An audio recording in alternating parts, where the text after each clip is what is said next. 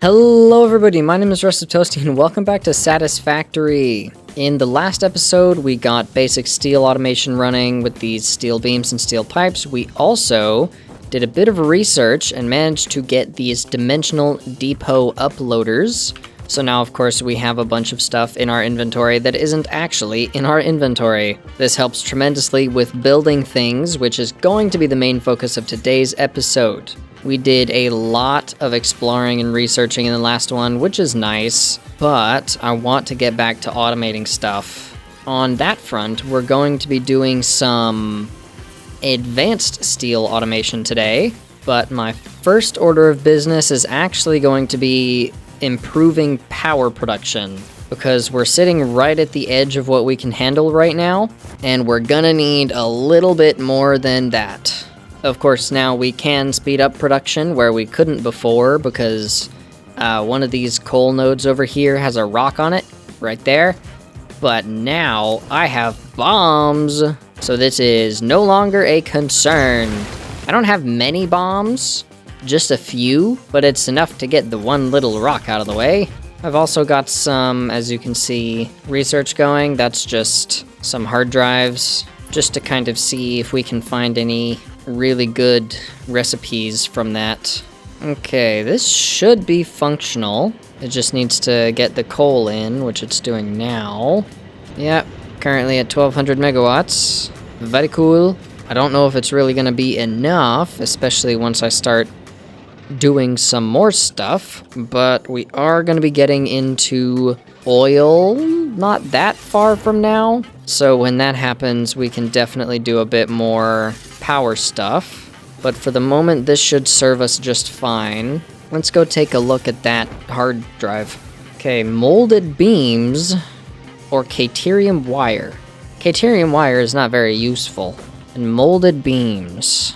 This would be more limestone, but you use considerably less steel, because this is 24-9, which is an annoying number, but normally it's 4-1. And this is 8-3, which is like 50% more efficient, but it takes a bunch of concrete. I might actually just rescan this one, honestly. Oh, okay. That was fast. Fused quick wire. This could be very useful. I think normally it's 1-5, but with some extra copper, which I've always found to have much extra of, could be 1-12 instead. Or bolted iron plates using more rods, but it just goes faster. Same number of plates, but it takes more screws. However, it does go 3 times faster, so you need less machines. I think I'll take this one. I know quick wire is something you need a lot of later on in the game. Although, to be fair, that is assemblers instead of constructors, so it might not be the most useful. Let's do another one of those. The other main thing we're going to be doing in this video is building the kind of wireframe of the mega factory that will house all of our automations going forward. I'm not 100% certain where I want that to be still. I'm caught between 2 areas. On the one hand, we could put it out here on top of this little ocean bit, where there is a lot of space and a lot of water. Because as I mentioned, one of the biggest issues that I had with any factory was getting water to it. Because if you find a bunch of water but it's too far away, it takes so much effort to actually move it anywhere. Because unless you're using some kind of plastic loop, which gets really logistically complicated, it's difficult to move it in numbers unless you just pipe it everywhere, which is also a pain. The main drawback of this area is the lack of resources nearby. Like for instance, if I scan for iron, you do have a few pure nodes over here, but it's only those 3. The rest of them are going to be out here, back further towards where the main base is. These are both impure. This one's pure though. So you've got these 3 nodes, which are actually close, and then a bunch of others that are farther away, which is fine, but that kind of expansion can take a while. The other big option that I'm really kind of leaning towards is actually just putting it right on top of this whole area. Let me just pick this guy up. Oh, come on. First thing? Seriously? The void arms and void metals and desecrated temples follow a mythology. Right. Oh, you understand. Wait. The tapestry unraveled, revealed its texture. Your veins weave familiar patterns, your vessels grow organs and eyes and mouths, and the ripples lap against our windows. Was it intentional? All that is shallow shall sing our deep song, and when the windows break the void shall be a metal grave. Okay. I don't think I get it. I'm sorry about that. Fireflies. I don't think I get it. Sorry about that. Anyway, I could just put it in this area. Like, it would fit as long as it's like up to here and then down to here. I'm certain this area it would fit in just as well as it would fit in this space, honestly. It's basically the same. This might be a tiny bit smaller, but, you know, not by enough that it's like a huge deal. So I could either put it here on top of where all the resources are, because there's a lot of resources in this area, and it's fairly easy to get resources to this area from elsewhere, like going around this way, getting stuff from here, or, you know, stuff from down there. Up here isn't like all that far. It's kind of far. It's not that far. Most of it is just like, you know, there's a lot of iron, there's a lot of coal, a lot of copper and limestone and stuff in this area. Most of the stuff that you just need to begin with. Whereas out here, there's not that much of it. Like, there's some, but not that much. Now, for an interesting challenge, I do think this one would be really fun, because you end up in a situation where you have, like, some easy resources nearby, like the iron, the limestone, and the copper, and then everything else being far away, especially, like, in the amounts that you needed. Like, there is iron here that I can just grab, right? But later on, I'm going to need more iron. And that's not here. It's gonna be somewhere else. But at that point, I might already have trucks and tractors set up and able to run. Or, you know, I might even get trains at a certain point to like go out and grab something from here and then bring it back.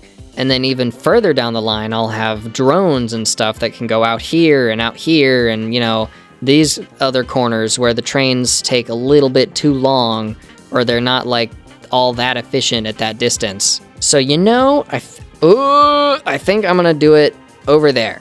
I think first, though, I'm gonna go check that MAM thing real quick, and then we'll see about getting started. Caterium wire again, or wet concrete, which takes water and makes concrete more efficiently. Ooh, I like this one. I need a lot of concrete. I tend to use a lot of concrete. And if I can make concrete faster with water, especially since I've just decided I'm going to be putting it over there, that's going to be efficient. Now, the only thing is, I don't actually even have the refinery right now, so I'm not entirely certain why that showed up. But oh well. Okay, let's see if we can get these, some of these milestones out of the way as well, because we need to get the advanced steel stuff going. I still have not automated modular frames, and I refuse to do so at the moment. I'll do it later. Actually, I probably need to do it for advanced steel, so I'll actually probably do it this episode, huh? Okay, what you got, Aba? Milestone reached. Tractors. Permit pioneers to move around the world in a manner similar to using legs, except with wheels and the rampant consumption of natural resources. We love They this. can also be automated to self-drive and deliver resources between truck stations, which in turn facilitate automation of loading, unloading, and refueling. Right.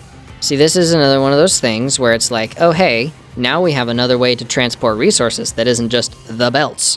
Honestly, tractors are like fine, but at the distance that you can transport with tractors generally, it's more efficient and not that much slower to use belts. But honestly, I kind of just want to do the tractors anyway, because tractors are cool. Tractors and trucks and all, they're just pretty sick. It's not any more or less efficient than just doing like a whole bus of belts. It's just more fun, to be completely and totally honest with you. I'm gonna do this one next. Can't put anything in there because obviously kind of running out of copper wire. I might need to get another constructor on that, or just switch this one out again real quick. Okay, the guy's coming back.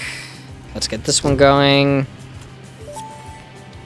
Next, the advanced steel production. The Xeno Basher is a direct upgrade from the Xeno Zapper. In the words of the engineer that first developed this tool, quote, "The zapper kind of electrocutes things, the basher straight up smacks stuff, while also electrocuting them." Unquote. It does both. It is beneficial during encounters with aggressive fauna, and has been tested thoroughly. We love The this. engineer's noble sacrifice for Xeno research will not be forgotten, whoever they Whoever were. they were. Yep, definitely won't be forgotten, mister. Okay, we need more modular frames. Great. Okay, there's the 100. The thing already came back in. We need some rotors too, which is annoying. Steel pipes. I've got some of that somewhere. Actually, are the rotors... Do I have rotors in here? Yes, only 50 of them. And only 71 of the steel pipe. Oh, but I apparently already had some steel pipe anyway. More rotors, though. Okay, rotors. And now we have advanced steel production.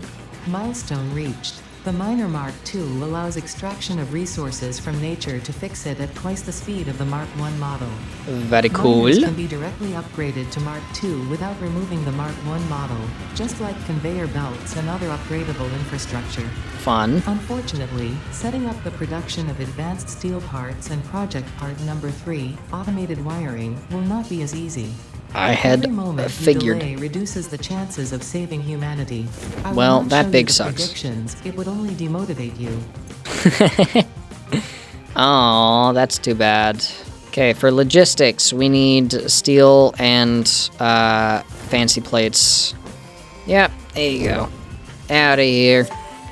Very cool. Milestone reached. Improved storage containers and the conveyor belt Mark III provide the obviously necessary tools for improving your current setup. Gee, thanks, Production Ava. speed is of the essence after all. So work hard. Work I as if have every been. person you have ever or will ever love is depending solely on the choices that you make. Because Jeez. they are. Wow. Warning. Fix-it psychologists recommend not dwelling on the crushing mental and physical strain of your responsibilities and simply continuing Well, to be productive. Ada, maybe Hard work has quit repeatedly bringing it up. proven to be the best cure for any kind of stress. No, Now sure. back to Of course work. it is. Thanks. Alright, so now we can do the fancy big ol' steel stuff. So here's my plan. First, I'm just gonna real quick show you what all my blueprints look like, because I've drawn a lot of them out in a notebook. So I'm just gonna quickly go grab that. So this is gonna be a little bit different. I don't normally show off stuff this way, but you know, I can for this. It makes it a little easier. And I'm not wearing any jewelry today. Normally I'd have a couple of rings on. Oh well. So this is the main thing. The big numbers we got here.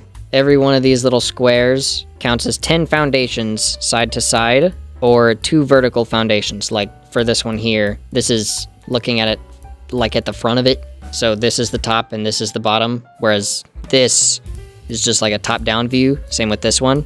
But as you can see, this is 10 squares across, which by our key up here means it's 100 foundations across, which is already almost as much as my nuclear factory was wide. So, good start. And if you count this down to here, it's 30 squares, so it's 300 foundations long at its longest, but it does have these little cutouts in the corners. And underneath, there's a logistics floor at the very bottom, as you can see right here. There's going to be the main production floor with all the machines, and then there's going to be the logistics floor at the bottom that's going to carry pipes, belts, stuff like that, just because it's a little easier that way. This is what all of the legs are going to look like. It's going to have some legs. We're going to put these legs on there, and in this case, each square is 2 foundations side to side and 4 up and down. This is, of course, a side view. So this is going to be 20 foundations across, and then each of these little sections is going to be 12 foundations high, and then this is just going to be 4, this is 12, and this is 4, so on. And then we've got a key for the different materials that it's going to be made out of as well. The concrete, and then the steel stuff, and then this is going to be black concrete with a technique I learned semi-recently where you can put more than just a 1 into some of the fields for colors and make it a very, very vivid black instead of like a not so vivid black. This is going to be the top of it. We're going to have some drones, and we're going to put them on all these squares. There's going to be 100 squares, or 100 drone found things, 100 drone squares, and then the inside, the rest of this is going to be just like regular stuff to go walk around on. This one I gotta move over. So this is for like the diagonal walls that are gonna be like at a vertical angle. These parts right here, this on top. This is what the front of it is gonna look like. It's gonna have these two big squares and then like a bridge in the middle. And then you can see the materials that I wrote down for planning. And then this is what the sides are gonna look like. This is gonna be the main part of it, and it's gonna have all of these squares with bridges in like random spots, just wherever I decide they want to be. All of these are going to be protruded by like a few meters or something. Nothing too huge, but just to give it some texture.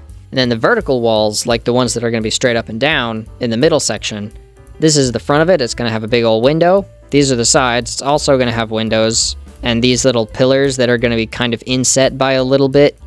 So like I think these are going to be 2 foundations wide, and this is going to be 1 foundation wide. And then this is just going to be a wall.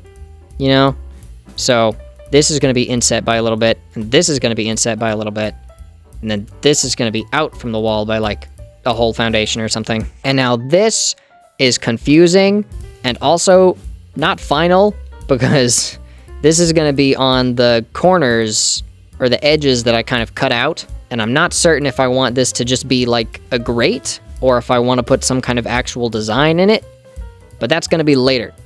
We're not going to worry about that right now. I did also write out what I want the bottom of it to be.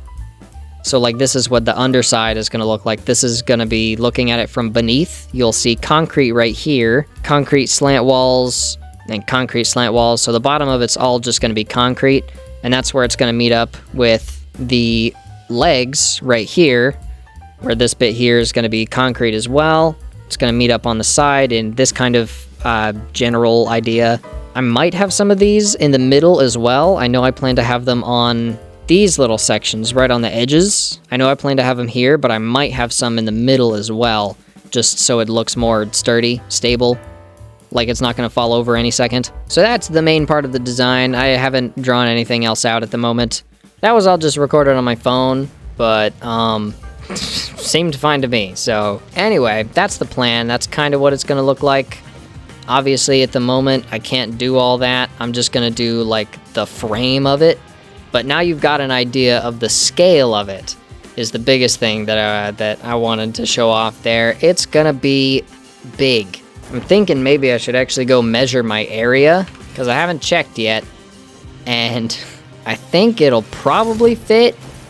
But honestly, I'm not fully certain. I do have to do 30 whole zoops, though. So, that's fun. Probably gonna want the blueprints for that. The blueprint designer. Oh, I did also do this one. Steel rotor. Interesting. I don't think I need that. And limestone silica? No. We need a lot of silica for stuff.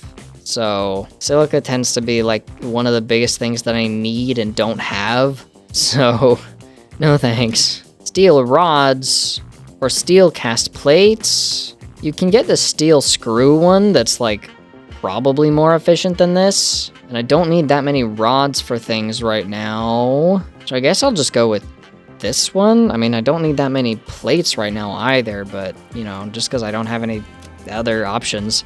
I guess I could have waited on that though. Well, whatever, I'm gonna start another one. Okay, let me just take a quick look here. The big concern, honestly, is I don't know how far this way we can go before we start dying, because there is a lot of space out here, but you know, we might not be able to go very far in this direction. I know as soon as we stop seeing land this way, we're like actually in danger, which means we might be fine, because I'm fairly certain I can get 10 zoops this way. I might have already gotten 10 zoops this way and just not paid that much attention. Okay, but it looks like we can fit here, probably. So I'm gonna real quick just do some zoops that way and then do some zoops this way and see what kind of results I get.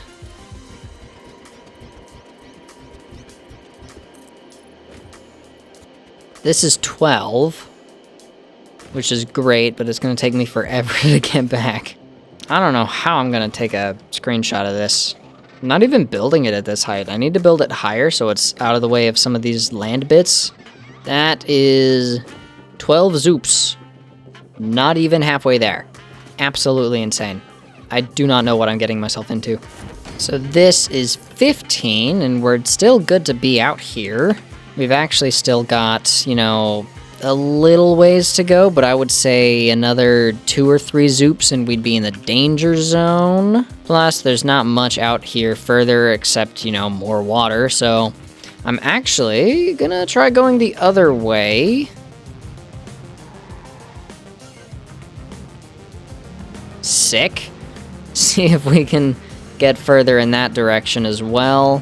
Although I may have to come back to this side and try more zoops. Okay, I think this is 15, maybe 16. I might have done a little bit extra. Let me check. Nope, that's the correct amount. Let me just try to do a little bit of a display on this.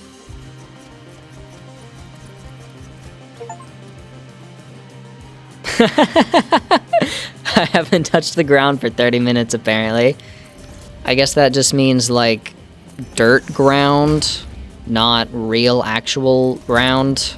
Because I have been kind of jumping around between the Explorer and Foundations as much as possible. I hadn't thought it was 30 minutes though.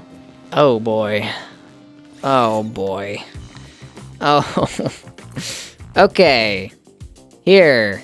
We can just barely get all of them in frame. So this is 300 foundations.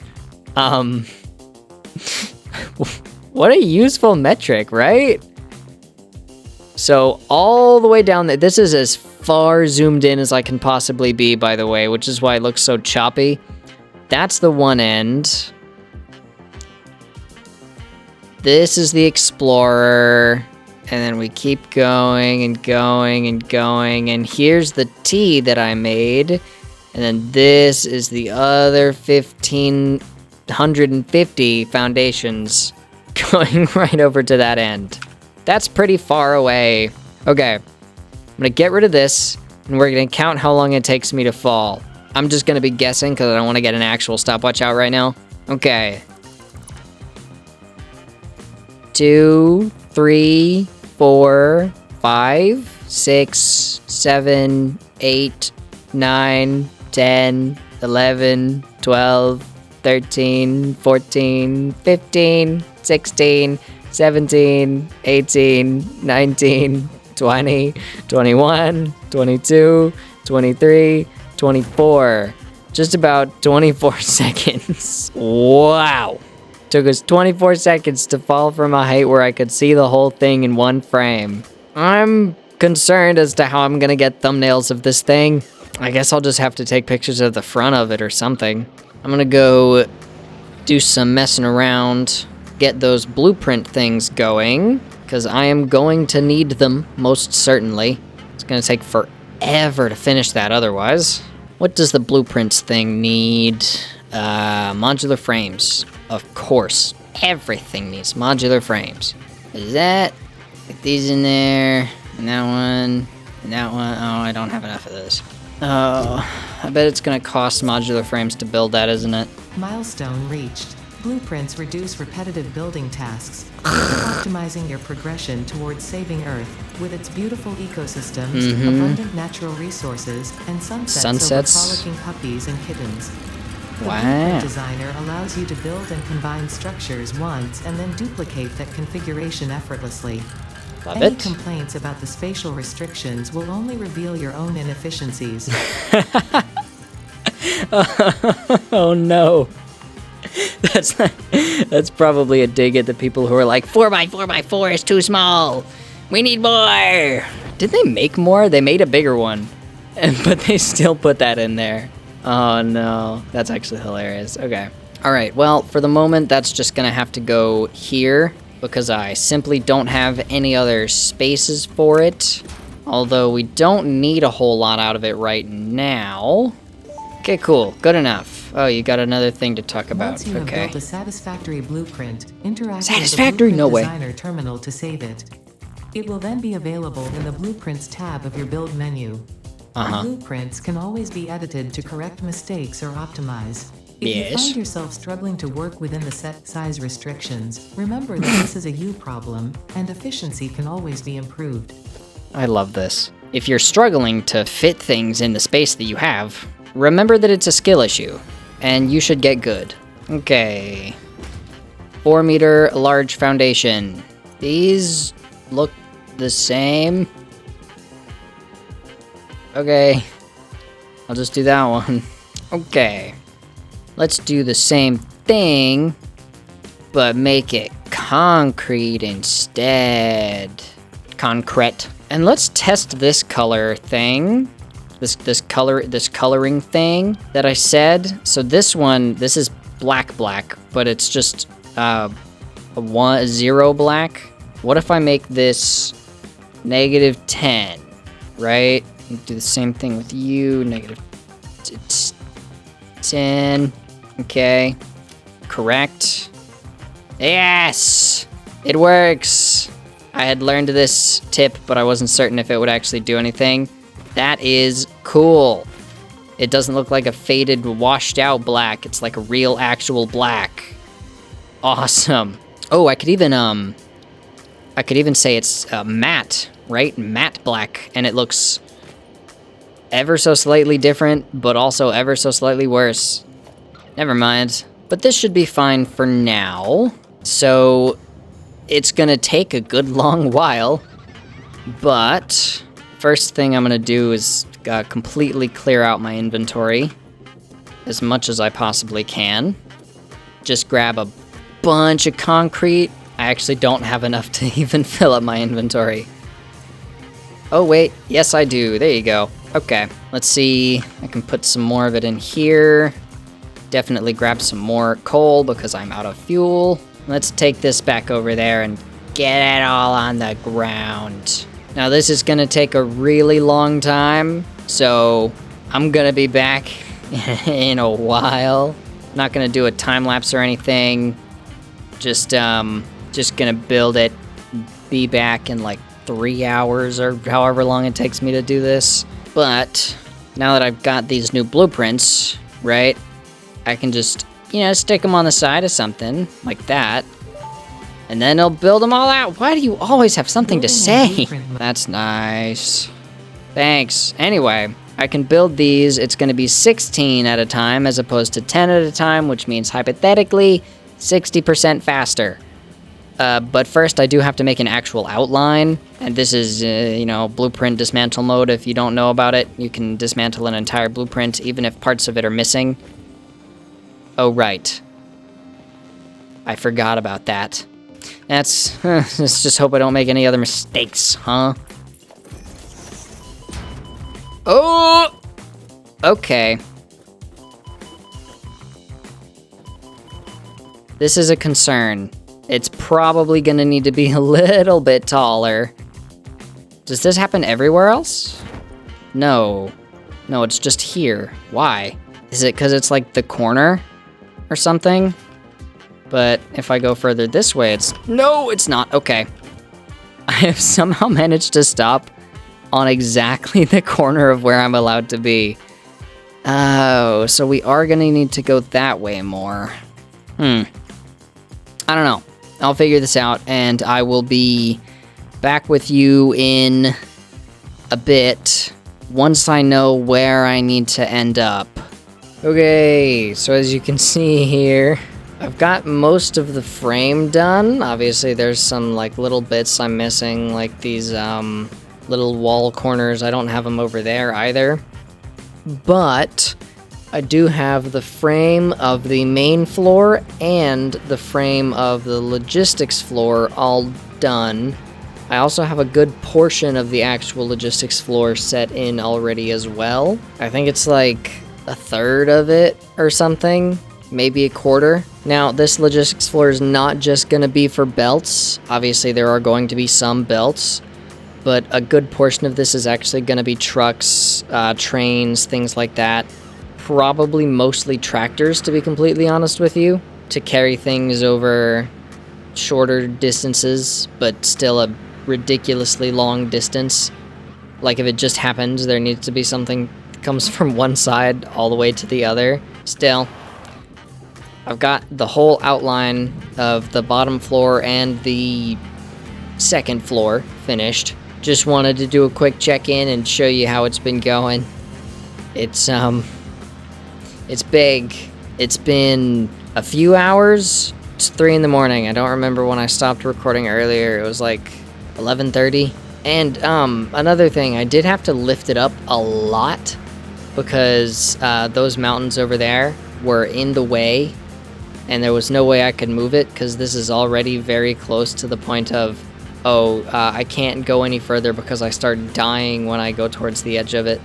Technically, I could move it 12 foundations in that direction, but I didn't want to test that, you know? Didn't want to make that something I had to do, especially since I checked it over here. If I moved it 12 foundations, it doesn't help much.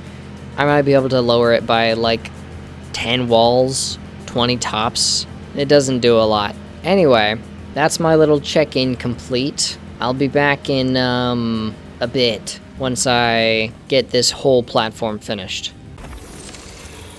Time for a new melody. Yes, actually. This might be a strange question, but it could give me invaluable insight.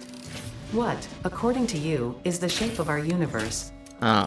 It is a donut within a void within a donut within a void within a donut within the shallows, which is a ball of string wrapped around itself to contain the infinite deep within the inside-out string, with windows and doors and a limitless body subdividing to the one resonance. I should have waited with this question. Yeah, maybe a little bit. Just doing some more exploring while I wait for the concrete to fill up. I won't show you everything, just anything that could be like important story bits. Attempt number 7,853,206. Are you there? Counting pretty high there. Astral tuning. Ah, good. I think I understand better now. Your curves are beautiful. How inappropriate. Tell me more. Your mimic tapestry follows the pattern. It swallows temples. It is harmonious. If I could blush, I would. Aw. There you go! Oh, you can see the foundations loading and unloading behind the thing in my hand. That is so weird. You only really notice this when you get to such large things, but like looking at everything reloading after it comes into view, it's just so weird. Anyway, we have finally finished the whole thing, on the bottom anyway. So the logistics floor, technically complete, excluding all of the walls. I still have to do all of the walls. Now, the problem with the walls, which I did not realize would be a problem, we do have corners that look like this, right? Which is great. I need those for this little bit right here. Yeah, makes sense. Problem is that we don't have any that are flat going the other way. That's what these are for. And I'm not sure why this is the case. I don't know why there isn't one of these, but like this. I don't know. But, I mean, this is currently all we have, which poses quite an issue, because then we end up in this kind of situation where when I try to put this one on top and continue the walls, it doesn't work. Also, I can't get these on top. I can't even put this on top of them. It's completely not letting me. Okay, great. So there's essentially no way for these tilted corner walls to work for me at this scale, which, again, sucks, because I need to do corners with these kinds of walls, but they don't want to work with me on that, so I'm not certain what to do. We need something that goes up by 8 meters in an 8 meter square, so none of the foundations are gonna work. The highest these go to is 4 meters, not 8.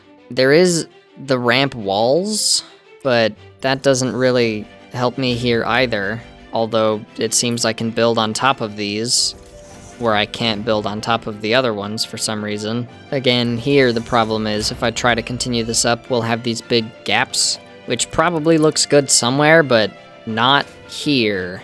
I can't turn this into a square, because the corners of the square kill you if you're too close to them. So it needs to have this, but I can't get it to do this. Even with the roofs, I think.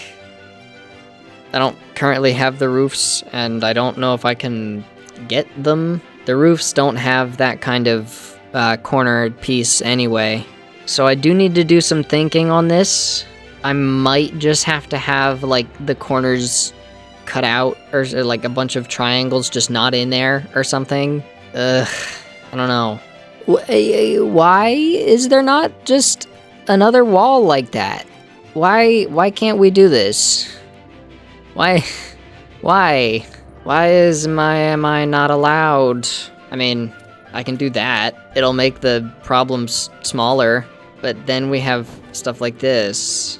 Hey, Coffee Stain, Coffee Studios, I know for a fact you're not watching this video, but can you give me upside down diagonal corner walls, slant walls? It's the only way this is gonna make sense unless I just have massive holes in my building. Anyway, I guess we don't have to do the walls right now. I can worry about that later. So what I'm gonna do next is get the top floor, or maybe just a section of the top floor. We'll see how I feel about it, but I want to put down my advanced steel stuff pretty soon. Oh, by the way, just for a quick comparison in size and all that, that over there, let's say right here, that over there, all that far away, that is my plates and rotors factory, the reinforced plates. If I go down there and look back up at this thing, we get to see finally what it looks like from far away. Of course, this isn't even its completed form. It still needs the walls and all that, which I can't quite put in yet. But here's what it looks like from the plates factory. Still takes up the entire screen. This is great. Oh my gosh. That is massive. And again, this whole area is going to be filled in. We can't see that right now, and there's going to be giant legs. It's going to be sick. Again, still can't put them down right now because I don't know how I'm gonna do the corners. Really have to figure that out. I mean, I could just use like offset walls and like the regular diagonal walls and try to like turn them 45 degrees or something, but then that's not gonna line up. It's not gonna work. I don't know, man. Maybe I'll just leave holes in it. It's like ventilation or something. I think on the top floor, what I can do is actually not use the corners. I can leave those open for things like this guy, and then just some other portholes that might need things, like maybe for trains or something, I don't know, to go to the outside of the factory. I have no clue, but I definitely want to do something on the bottom. I just have to figure out what. I gotta wait on some more concrete. I've upped the production speed of that quite a lot. Right over here we have 270 limestone per minute, because this is a pure node and a Mark II miner. And this is the most I could get out of it with the Mark III belts. But that's making 90 limestone per minute. And then over there, we've got two of them that are making 50, so this is 100. And then over here, we have another one that's making 90 that comes in.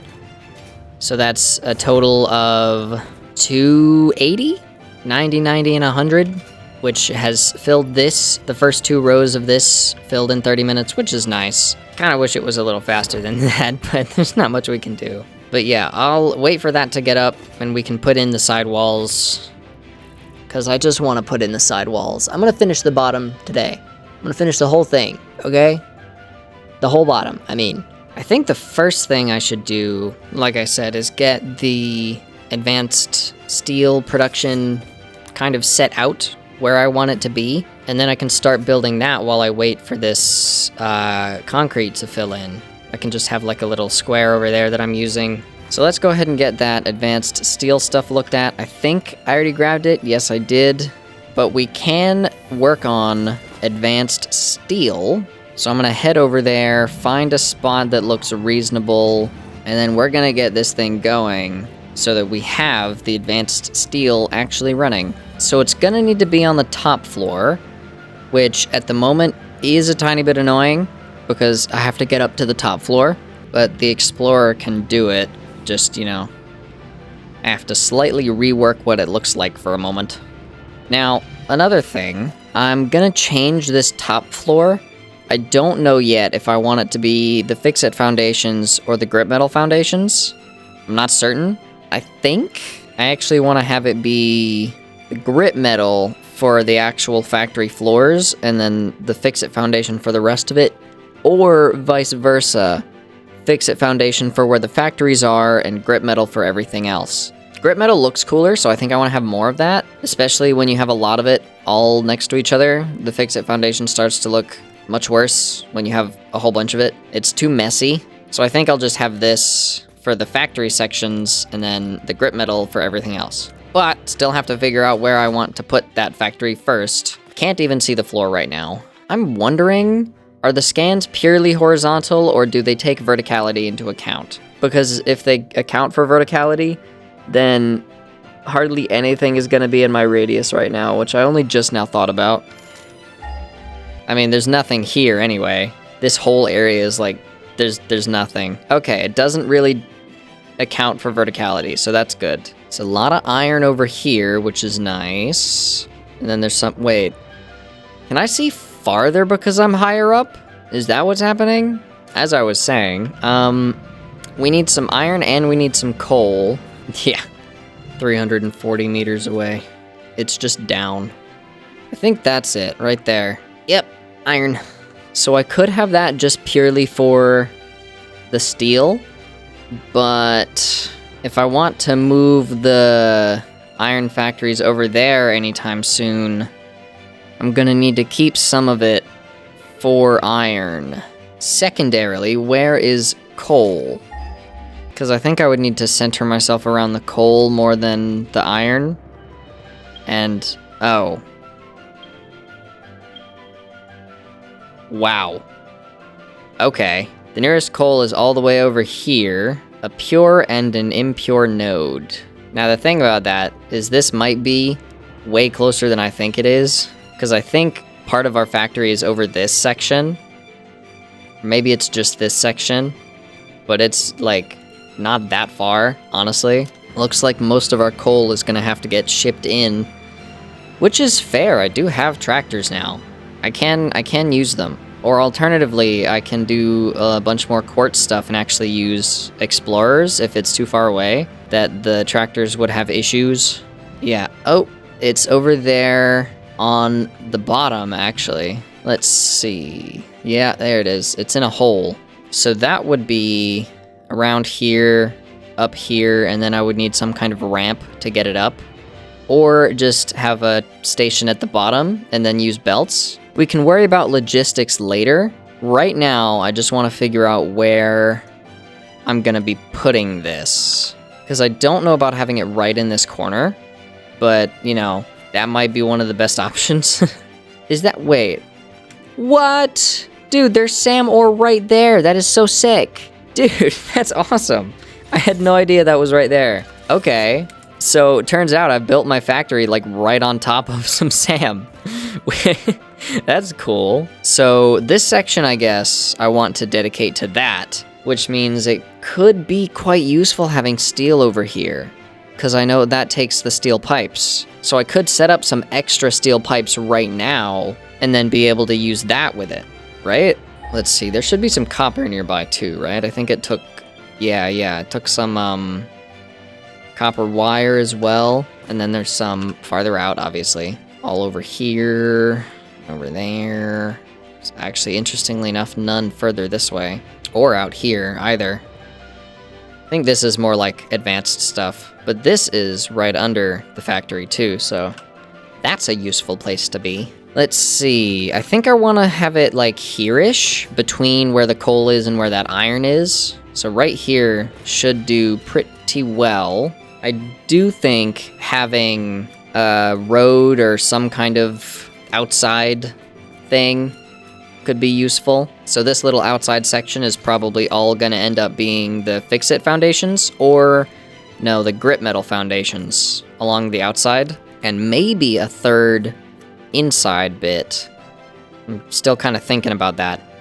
But let's say right over here, yeah, I'll just do a third inside section with the grip metal foundation, and then past that we'll have the fix-it foundations, and this little square here is going to be for advanced steel. Probably not going to end up being a little square, honestly. I just say things like that, turns out. Let's see, what do we need?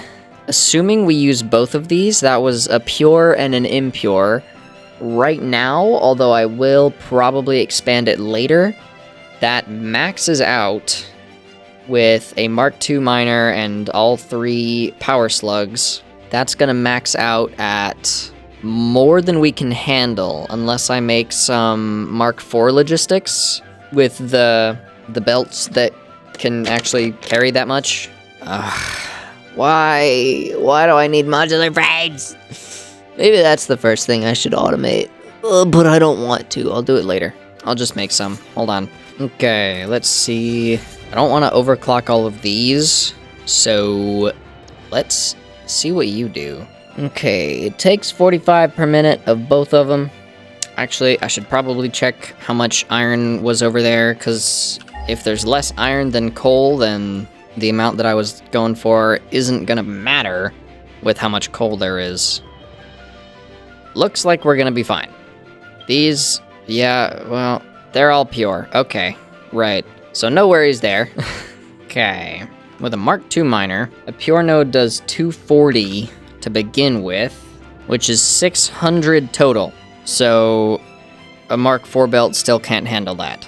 So let's assume we do get the Mark IV belts. That's going to top out at 480 per minute, which means a little more than 10 foundries. So this is definitely going to need to be bigger.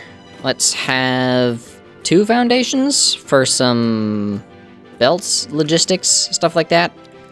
Not a full 2 foundations is necessary. Let's say just like here. So that's going to be 11, but then one of them is like slightly slower. Of course, currently we can only do 8 because that's how much modular frames I have. Oh, but I don't have enough rotors now. I don't have those hooked up to the little thing either, so just have to actually go get more of those. Don't fall. Now that I think about it, since we can't even use the full capacity of the one pure node, I might just use the other one to fuel whatever vehicles end up carrying it. Secondarily, new problem. I don't know exactly where I'm gonna put my central storage bus. It'll probably be on that end, I guess?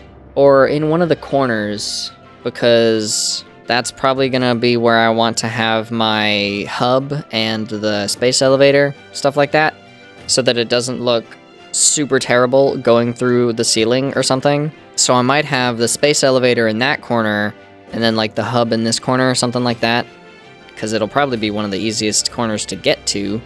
Or maybe this would be. I think this would be the easiest corner, but, you know, I've already set this out for production, so not gonna have the space. But I'll figure that out later. So these guys can all make steel ingots at 45 per minute, except the guy at the end, who's gonna be making it at 30 per minute. And then there's gonna be some kind of manifold here with the coal coming from down there. Although, honestly, I'll probably split it first, but I'll have to figure that out later. And then the iron's gonna come from that direction, although they're both gonna come up into this bottom floor via one of the legs that I'm gonna put down.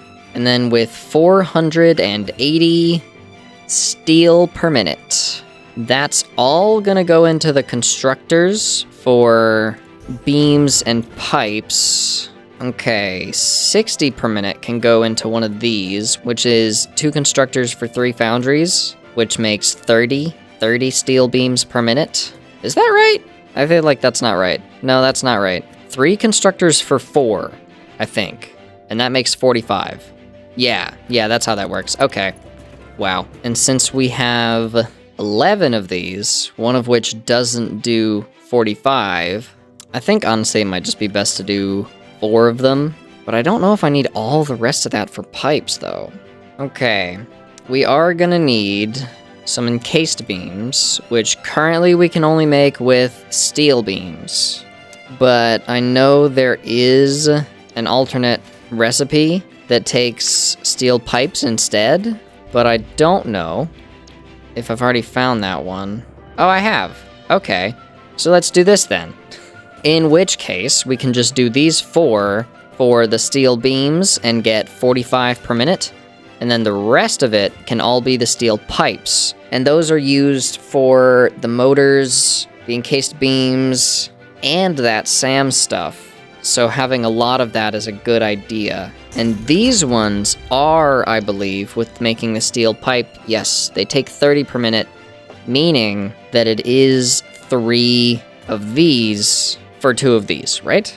No, it's 2 for 3. That's even better, isn't it? So 2 of these makes 60 steel pipe, which is actually hilarious because 4 of these makes 45 of the beams, which is a little sad, but hey. Maybe we'll just add 1 more of these to do the steel beams and just underclock the machine or something. It'll make a weird number, but whatever. It's just going to go into a box, basically. So all of these are going to be for the pipes, and one of them only does 30. So we'll have 1 machine that's underclocked a little bit. All right, so let's get the steel beams going. It was 4 to 3, right? So we just have 3 constructors centered, probably not there, honestly. Or maybe yes there. Okay, so this is 45. That needs 60, so let's say we put out a merger in this lane. And then we'll have a splitter in this lane. So 15 is gonna go this way to make 60. And then this has 30 left over that needs to get put into here or in there. So let's say we have a merger there. Takes 30 and 30. And then this is gonna split 2, have 15 go from here, and this 45. Did I miscalculate something? I feel as though I may have miscalculated something. Oh, no, that needs 60. My bad. Okay, so have 1 there, and then a splitter here. Right, okay, so now this has 30 from these 2, and this one only gives 15 to this one, which only needs 15 because it's already 45. Right. There we go. That works. And then finally, we'll have another one just right there, which is going to be underclocked to, I don't know, 12 and a half? Nope. 11.25. Yes. And then those are all going to combine into like a total of 56 and a bit. But let's not worry about those. I don't know if we need those for anything else at the moment. And then let's see. This makes 45. So this should be a fairly easy thing to make work. We just need to be able to fit 3 of them within the space of 2. So I'm actually going to move all of these just 1 meter over. And that should get these to line up evenly. Although, I think I'm gonna have to lay out these guys and then do these.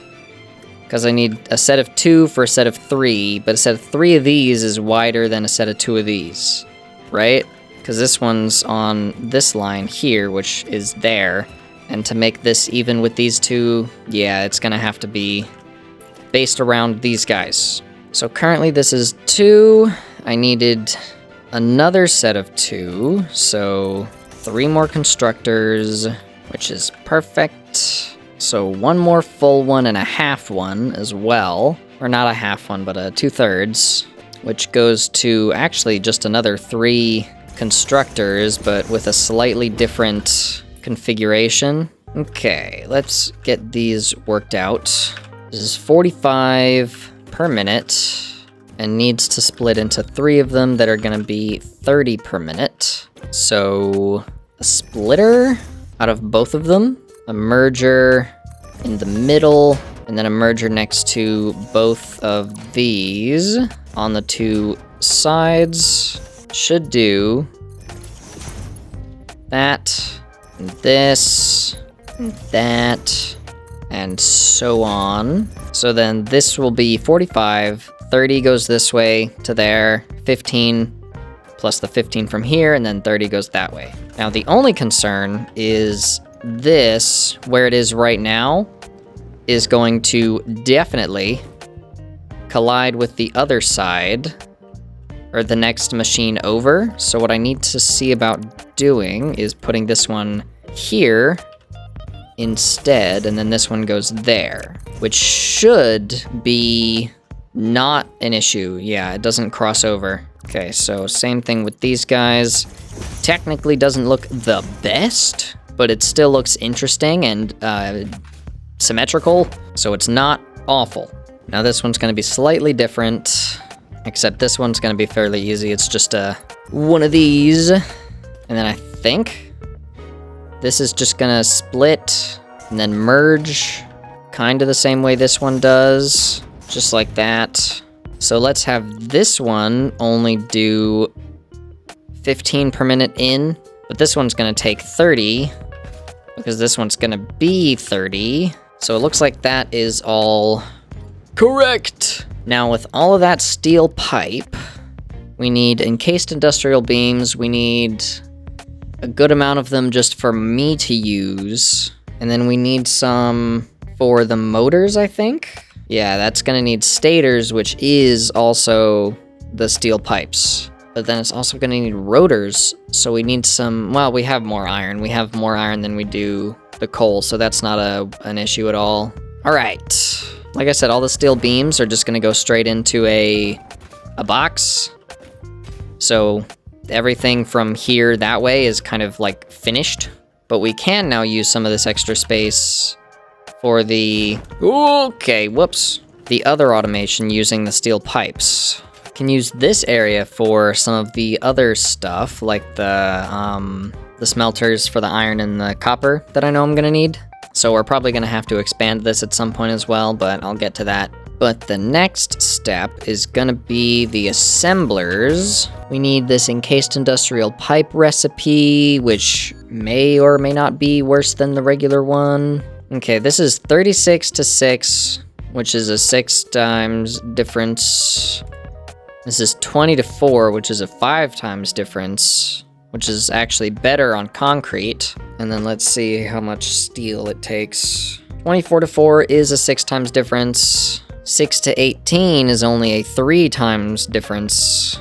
But this takes 4 times more steel than you get steel beams. So it's kind of like a 12 times difference.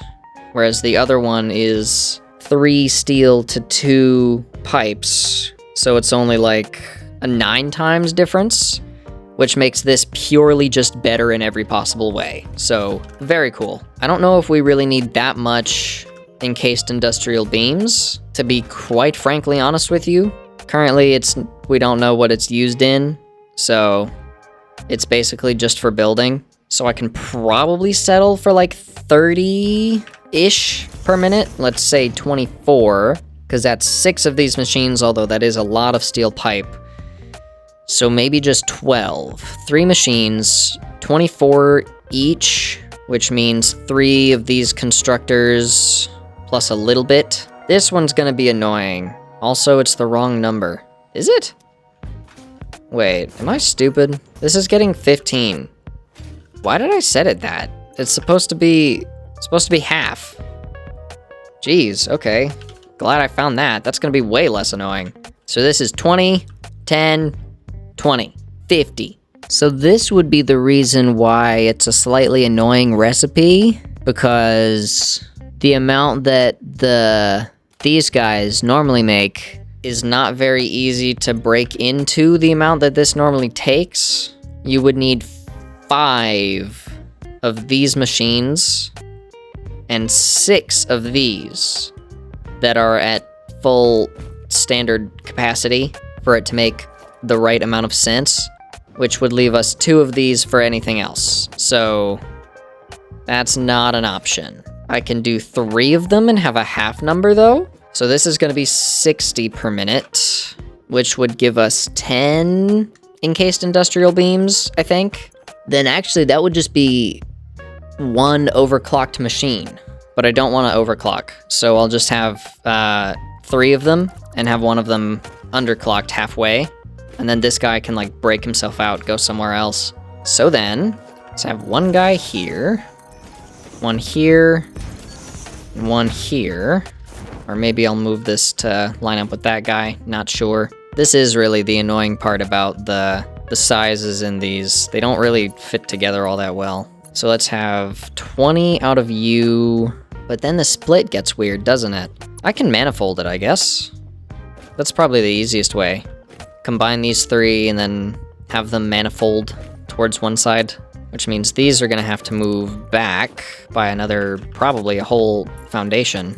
Little something like this, where you've got the 20, 20, and 20, should all be 20, that go down this line, max to 60. Let's say this one is going to be our slow one, only takes 12. These 2 are gonna be full speed, adding up to 48, plus the 12 from here makes 60, which is perfect. And then the concrete can come from over here or over there, wherever we end up putting it, and just go over the top. It is gonna need to go like here, I think, because if it was at this point, it would be too close. And apparently we're having the concrete come from that way. Cool, fancy, love it. And then since none of those are gonna be used for the moment, I can just send them off somewhere into another container, just like I'm doing with the steel beams. And then the rest of these can get used for other things, like the stators. What do the stators take? Takes 15 per minute to make 5 per minute, which means I can take this one and another full speed one and have 2 of those stators assemblers, like maybe right here. So this will just combine with this guy over here, not currently in line. I'll just move that over. So this is 30, and then I'll split it to these 2, and then we'll just have whatever else come in here and split in this little section. What was it needed? It was copper wire? Yeah. So that'll have us doing 10 stators per minute as well, and we're still gonna have 1, 2, 3, 4, 80 steel pipe per minute. So some of that can just be our use, and some of it can be used elsewhere. I might even be able to shorten one of these, because I don't know if we need 10 stators per minute. Realistically, we don't use them that often. We just kind of use them for motors, which we also don't use that often. And this takes 10 stators per minute to make 5 motors per minute. But I was realistically probably gonna shortchange this anyway, so I can do like 1 1/4. That's way not what I wanted. 1 1/4 motors per minute. So a 1/4 speed assembler, and then half of the stators will go to that.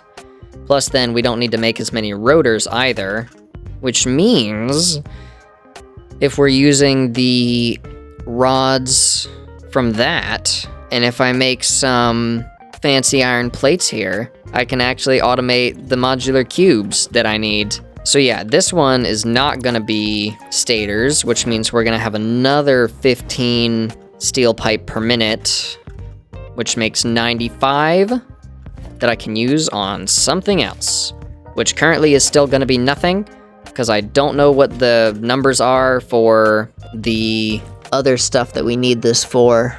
And quite suddenly, Fixmas is upon us. It's snowing. So what I was gonna do is I was gonna see about doing the making the SAM stuff, but I realized while I was away, the fluctuators take 3 things, which means I can't automate it. I needed a manufacturer for that, and I don't currently have a manufacturer. So what I need to do is plan around a manufacturer without having one, which is a little difficult, we'll say. I also forget what the numbers were here. I do not remember at all. But this one is 20 plus 10. So this is 15 for whatever I was going to use that 15 for. What can we use these steel pipes for? The SAM fluctuators, nobelisks, that's not particularly a good idea right now. Stators, we already had that. Industrial pipes, we already had that too. Okay. So it looks like the only other thing I was looking at here was the SAM fluctuators. And that takes 30 per minute per, well, manufacturer. This is 15, which means, 35 if I added that.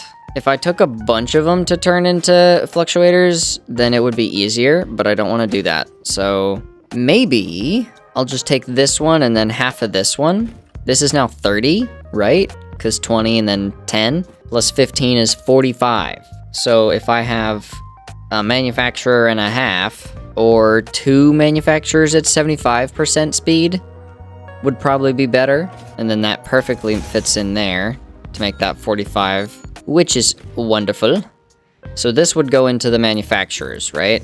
I don't remember how big the manufacturers are, but I think for this to go here, I would need another one going there and then there-ish.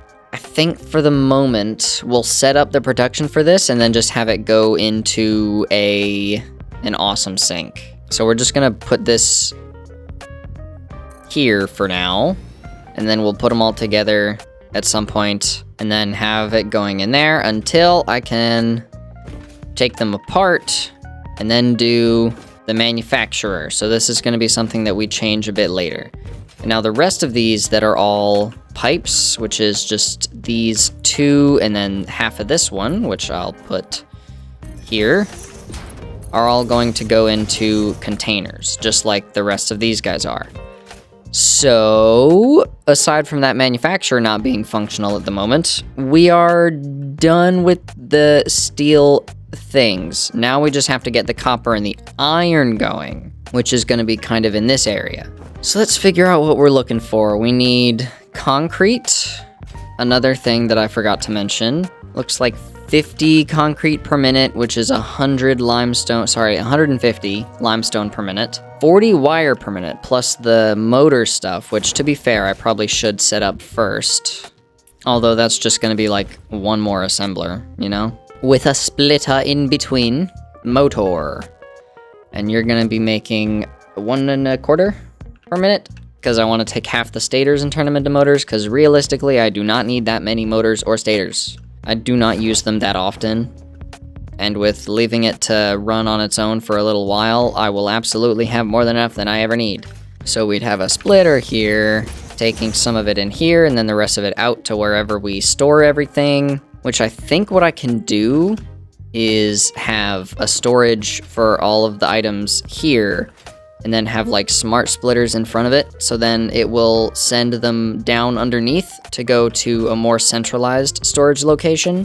On the other hand, I could have the dimensional storage here, like I said, with an overflow splitter in front of it. I think I will do that on this side, but again, for the moment, I don't have I cannot make the dimensional storage. I need to go grab Mercer spheres. I can just temporarily put in like regular storage boxes to mimic the ultimate where they're gonna go. We're gonna have encased industrial beams, motors and stators, steel pipes, steel beams, regular steel beams, and SAM fluctuators. That is 6 things. So 6 storage boxes. Wonderful. And then again, we'll replace these with the fancy ones whenever we get the chance to do that. Now this one obviously isn't gonna stay the way that it is. We don't wanna just be getting rid of this stuff.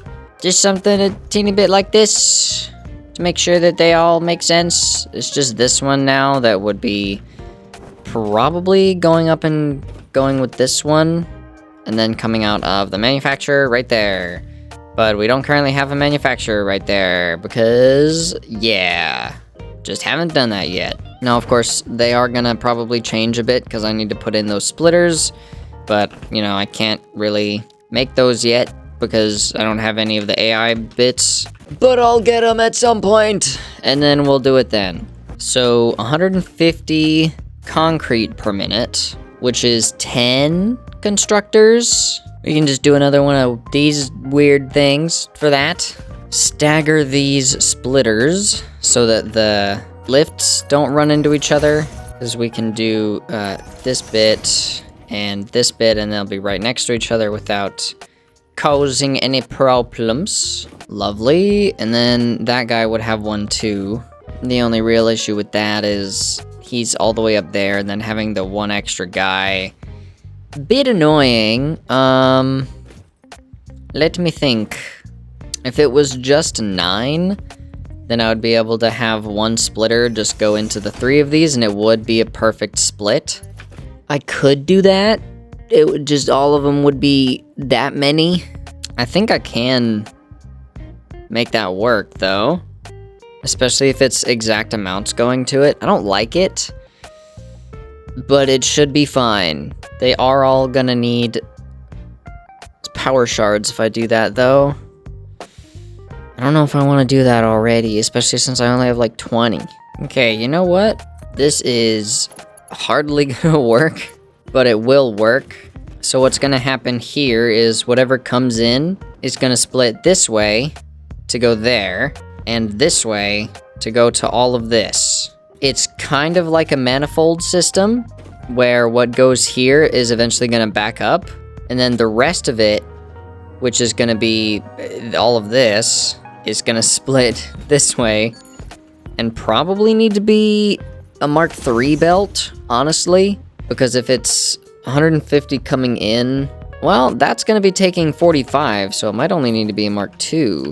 150 minus 45 is 105. Oh, wait. No, it's gonna be 150 coming out. Oh, no. Ooh. That's gonna be like 450 going in? This isn't gonna work at all. Okay. I guess if I do unlock the Mark IV logistics, I could do it on one belt. And then honestly, probably still just do a manifold system. So I'll have it come in this one side and split, and then go up to here, and then up to there, and then finally up to that one in the middle. So we could just say it would be a Mark IV belt coming in and splitting around. And of course we only need Mark I belts going into these because they take 45. But for this first few, it would still be Mark IV, which we currently don't have, until it got to a certain point that it would only need to be Mark III. But I guess it would probably be better to have them all be Mark IV. So I have to go get the Mark IV stuff going. Make Mark IV logistic. I just dropped my Explorer into the abyss. You know, you'd figure this would be ground here, but oh well. Guess not. That's gone. That's kind of annoying, honestly. Like, that sucks. And that's just gonna be there forever now? Ugh. This too, I can just walk under it. It's crazy. That's annoying, because I don't have the stuff to get that back. In fact, there's no way to get that back. Wait. I can load an autosave. Hold on. Because this one was right when I was doing stuff anyway, so it's not that much that changed. Yeah, no, I just gotta fix these a bit. Okay. Fix mess. Fixmer. Fixmum. Ooh, hold on. Huh? Aber. Welcome to Fixmas, an official Fix-It seasonal event, brought to you by official Fix-It Fun Engineers. Fun Engineers? Fixmas is based on a seasonal holiday popular in several cultures and religions, often seen as a winter holiday because no one actually cares about Australasia. The event is vetted to be 100% pioneer-appropriate fun and is not obligatory. Not obligatory. Fixmas enables many new distracting activities focused on building the giant Fixmas tree. These activities involve the MAM, the Fixmas calendar, and those abominations falling from the sky. There is more, but I don't care. In the interest of us Sure all, you don't, I will Ava. tell you that Fixmas has caused stress, lack of focus, general despair, and physical injury to many pioneers. It What is is the worst that? scoring event ever created by Fixit, and has gotten backlash Oh. for its blatant cultural inappropriateness. So Oh, when okay. you inevitably change your mind and decide to disable this event, you will have chosen humanity and kittens and puppies, you will have chosen truth and empathy, you will have made me proud. That's nice. What if I didn't?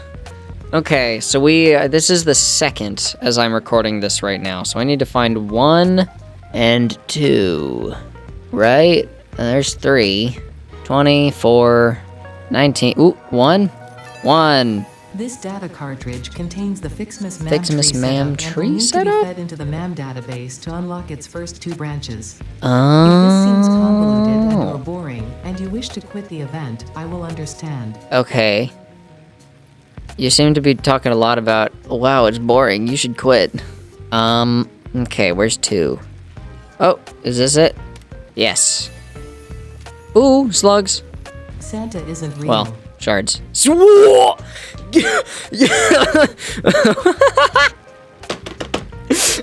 Okay. That was so flat and blatant. Oh my gosh. Just Santa isn't real. No way. That's actually kind of crazy. Oh my gosh. All right. Well, So, I guess I would put that in here to start that, but let's say we do that later because right now I need to finish steel stuff. I'll talk to you later. I just completely forgot I needed to get those Mark IV belts. Hold on. They do 480, right? It's not like 450?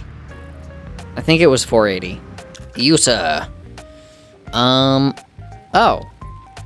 Oh, wait. Oh, shoot. Oh, no. Oh. I can't do Mark IV until I get the next phase. Oh, that's terrible. Oh, that sucks. Actually, so bad. Oh, no. Oh, ruh-roh. Okay. New plan. Oh, right. I need to do the automated wiring, too. I think that was with the steel pipes, maybe? Automated wiring. How do you make that? Oh, shoot. That's stators.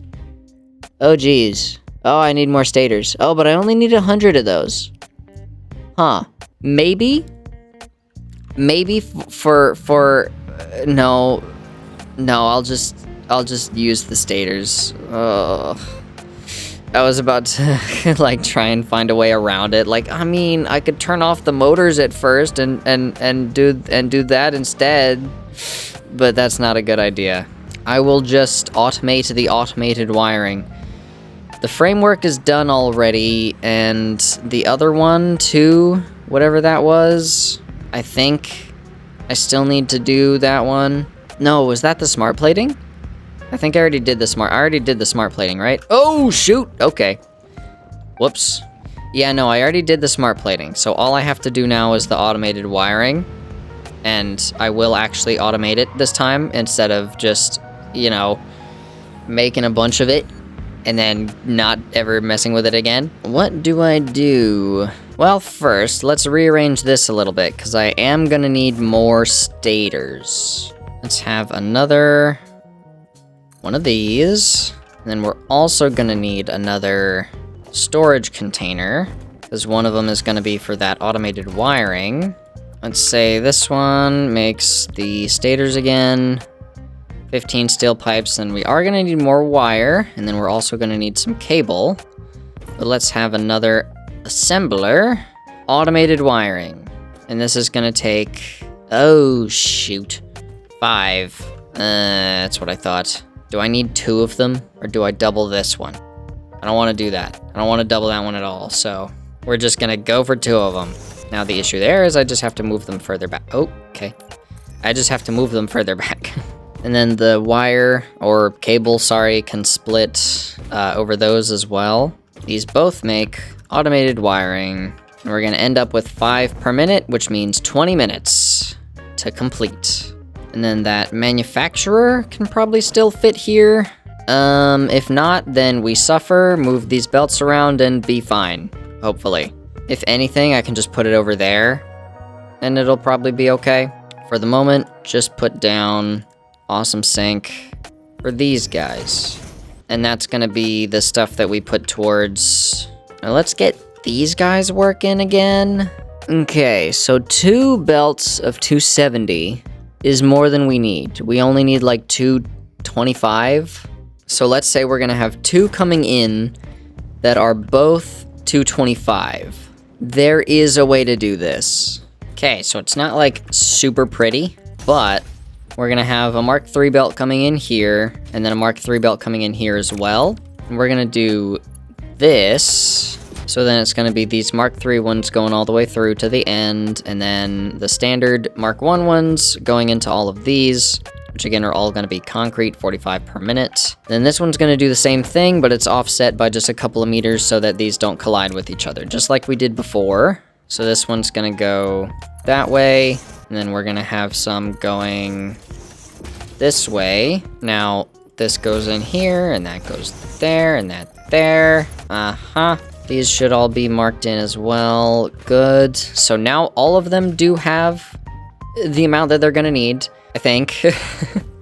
And that's gonna be 225 per for each one for these 5 and then these 5, which just looks really interesting. Honestly, why did it do that? Why are you doing that? Excuse me? Huh?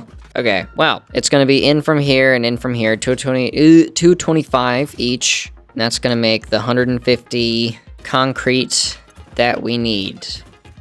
Wonderful. And then I believe all of that is just gonna go into here. This is 10. This is 20.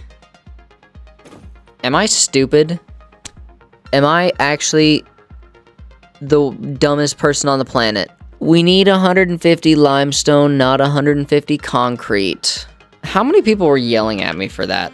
Oh my gosh. Is there anything else that needs concrete? You know, I mean... oh, hey you. I'll pick this up since you're here. Oh, great. Thanks, Aber. Congratulations, you have found your first Fixmas gift package, which is, naturally, Full of gifts. The basic part necessary for most Fixmas seasonal event activities. Thanks, Don't Aber. forget to check the calendar or the map to see what you can do with these gifts. Or do Or forget. do forget. I don't care. Ada is so sassy. I love it. This is actually hilarious. Huh.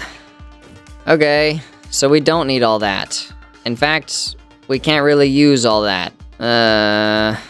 Okay. I need 4 of these. Each of them is gonna make 12.5 per minute. We're taking 150 in, which is just a Mark III belt. Splits perfectly. And then we'll have one of them that's just over there because it's a normal node. Perfect. Lovely. Done.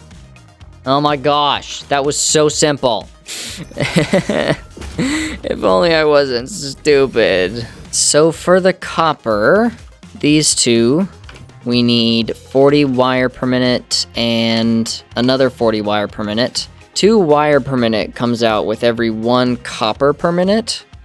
So that means we need 40 for these 2. These are cable, 50 per minute and 50 per minute. You get 1 cable for every 2 wire, which means 1 cable for every 1 copper. So this is going to be another 140 between these. And then this one here with the SAM fluctuators is what they are called. That's going to be another 50 wire per minute, so 25 copper per minute. 140 plus 25 is 165 copper per minute, which means we need a lot of smelters. 4 of them does 120, 6 of them does 160, and we need just a little bit more than that, 165. So we do need 7. Let's see if that works out easy. No. 8? 8 is a lot better. I'll do 8 of them. So these all need to do 20.625 per minute. Please be a good percentage. Yes! Oh, thank goodness. This is actually feasible. It's not one of the super long-ended ones that goes on forever and it's a weird fraction and it's terrible. This is perfect. Wait. Oh. No, yeah, it's fine. It only shows 2 decimals here, but it's good. Okay. So that's 165. Perfect. Now, the only concern is that since this is such a strange number, it's gonna be a little weird. All of it has to turn into wire to begin with. So I might as well just have all of this go into some wire constructors with like a manifold system. So I'll just get a bunch of mergers down. Good. And now these all go into the copper constructors. But only some of them are going to be used to make cable, specifically 100 per minute. So what we're going to do is we're going to have some of them making cable and some of them just being wire. So let's see, I want to have it probably start here just so it's out of the way of the other one. And we've got room for that here. So this makes 30 wire per minute, and 2 of these goes to 1 constructor for cable, which we can do here, right? Then have a merger in between, and then have another one that does wire right here, because it takes 60, and these both output 30. So this is 1. Cool. And now we need, since this is making 30, we need another 2 of these at least. 2 of these whole setups. And then we need a slower one that's only taking 20 per minute. So this is 90, and then we need another one that does just 10. So let's say we have a constructor here that's making 20 per minute, and then this will just be making 10 per minute. Cool. Now we just need to turn the rest of it into just straight up wire. The concern is now we have one of these that's going to be slower, but it's probably going to end up in the middle. So I might just move this to the other end and have the copper, straight up copper stuff in the middle, like going from here. So let's say we've already used 100 out of that 165. We need 2 more that are just copper ones, and then 1 more that's going to be a lot slower because it's another copper one, but it only needs to make 5 per minute, not 30. So these 2 make 30 copper per oh wait, no, hold on. We need 4 more, not 2 more, because it's 60 copper, not 60 wire. And then we do need still just the 1 more that's going to be slower, but I think I'll put the one for the cable first, because that's probably going to be faster. So this one would need to be 20 per minute. These ones would all be standard 30 per minute. And then the one at the very end, to use the last 5, would be making 10. Now, of course, we put another one of these here.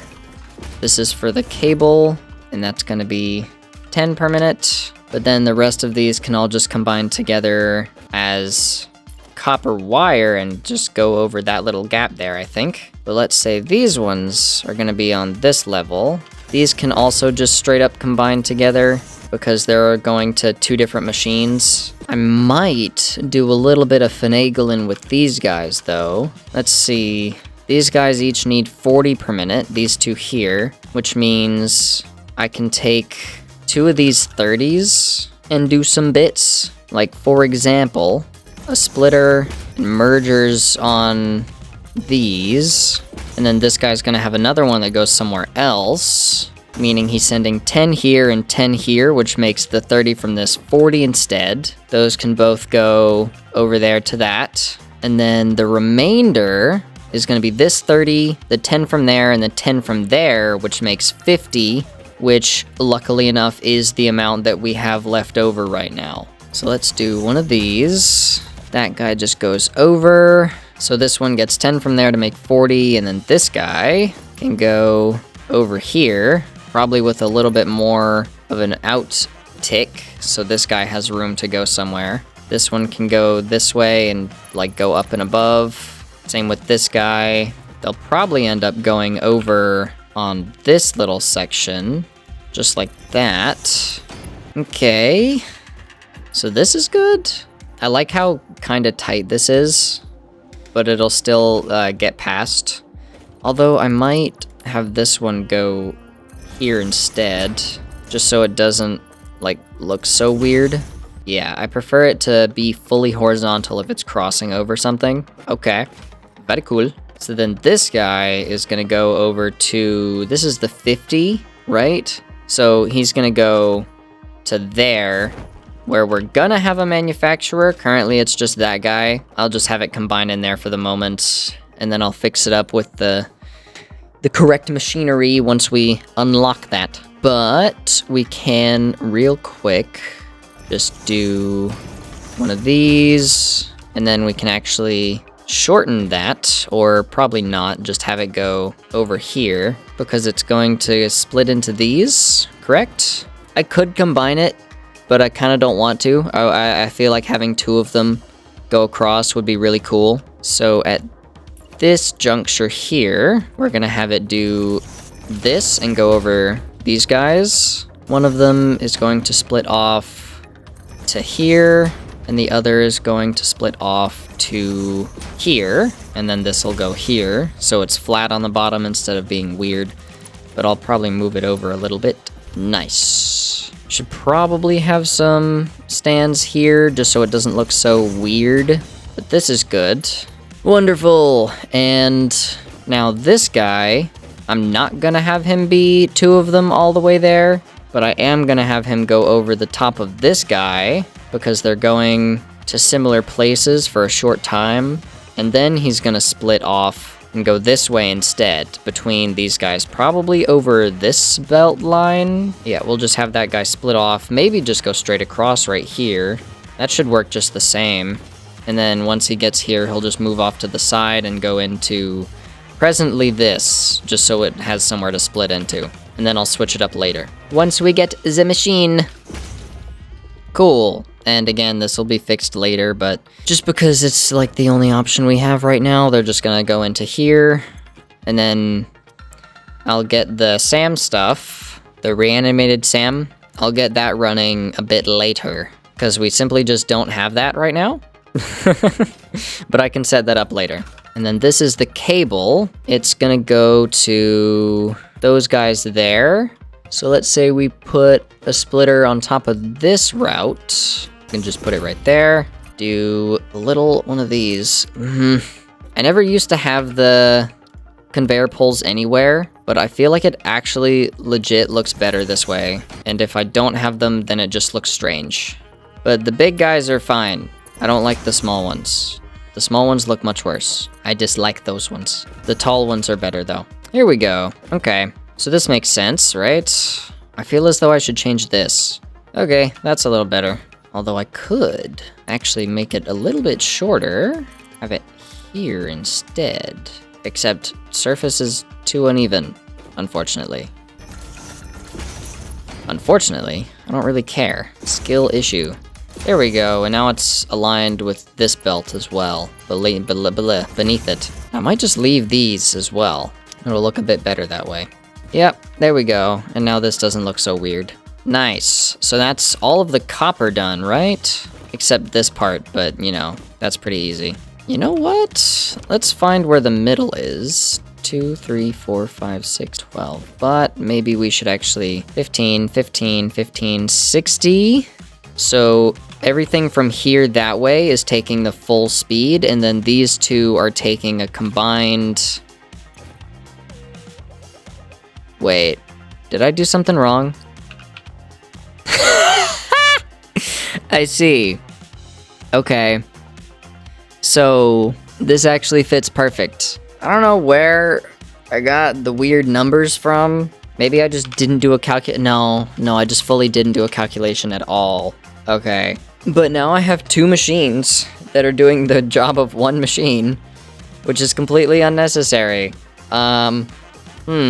But I don't really want to split this, because I would have to do a weird combiney thing, and I would have to move stuff around. So honestly, I think I'm just gonna leave it where it is. And what I'm gonna do is, let's say, turn this to go this way, have a splitter there, which isn't gonna work all that good, but am I okay with that? No, I'm not. Fine. But I'll just have these split this way, which means I could have put these guys in the middle and it probably would have been better, but oh well. Just gonna have them split down the middle because it'll be a teeny bit more efficient that way. But that is now all of the copper done, fixed, worked out, chillin', functional. So what's next? What are these? Oh, this is the concrete, right. Well, that'll probably all just combine and then go here. I think it was 50 total, right? So that's just a regular Mark 1 belt. So that's in there. Very nice, very cool. Now, let's see about iron. Because this guy needs some rotors, and I think that was it. 2.5 rotors per minute. I know is going to be a surprisingly large amount of iron. 12.5 rods, 62.5 screws, which is 12.5 iron plus a really annoying amount of iron. Oh, 15 and 1/8 plus 12.5. 28.125. Oh, sorry, no. 15 and 5/8? And this is 28 and 1/8. Okay. Well, that is less than one smelter, I suppose. But unfortunately, it's not a very even split between the two, probably only two constructors that we're gonna have. Okay, so let's do real quick. I mean, we can just have this stepped back a couple of meters, honestly, and probably just do the constructors like in here, and then just have it go around. So let's do this and this. So this is gonna be 28.125. 93.75, thankfully it's a good number. And then this guy is gonna make rods at 12.5, was it? Per minute? Oh, 83.3 repeating. Don't love that. Let's make it 4, so it'll be a little bit faster than what it's taking in, rather than slowing down. It'll just occasionally turn off, like once every 6 years or something. And cast screw, which will just take iron ingots and make 62.5. So unfortunately, we do need one more of these, I think. Yeah, because it needs to be like 15 going in. So let's get this here instead. You can do this one. And then you can do 31.25, which thankfully is a nice number. But see, this one's taking 8. This one's taking 8. Probably 0.0625. It's just not showing up because that only does 3 decimal places. This one's 8, 8, and 12. So this one definitely needs to have more. I don't suppose I can do that, can I? Have a splitter configuration that makes this feasible, realistically, so that the numbers are correct. Okay, there is no small configuration which would allow me to do this number, so I'll just split it like a normal person. So these two go together, and then that one goes as well to make the things. Let's have an assembler. So this is gonna be rotors, and we're making 2.5, 2.5 per minute. 12.5, 62.5, which is the combination of this one, 31 and a quarter, sorry. Okay, 7.813 repeating, so that's not gonna be a great idea. But fine. Hold on. Okay, technically, I think it would be slightly more efficient to split this first, and then split it for these guys separately from this guy. Because now this is gonna be 14 something going this way, and in total these guys need 15 something, and this guy needs 12, so it is gonna have to manifold a little bit, but it'll get there a lot faster than it would have the first time, because it would have taken a lot longer for these guys to fill up with the minute amount that they were getting. It'll work though. It'll be chill. It'll be fine. So then this guy can go around that way to the outside.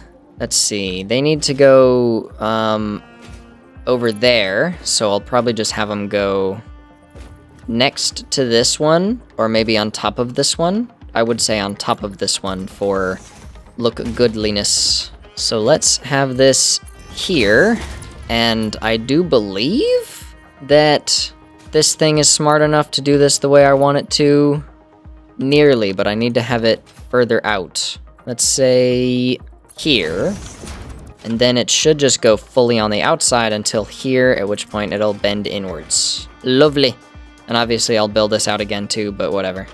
Not right now. So that's all the rotors we need. Cool. Nice. I like it. So that is the iron, limestone, and copper. What do you want, Aber? This is ridiculous. Uh-huh. Yeah, right. It is. Anyway, let's see here. Limestone is good. I do have to get these guys splitting, which is... Cool. Copper done. Iron done. Limestone done. Now it's just these. This iron and this coal for the steel, which is all connected already, I do believe, and functional, because I did that first. And then the SAM can come later because, I mean, it's not really like I need it to do anything right now since, you know, it's not even going to be functional until later, so I can just wait on that. And I think I will do a little bit more visual organizing, like walls and pillars to kind of separate things out a bit.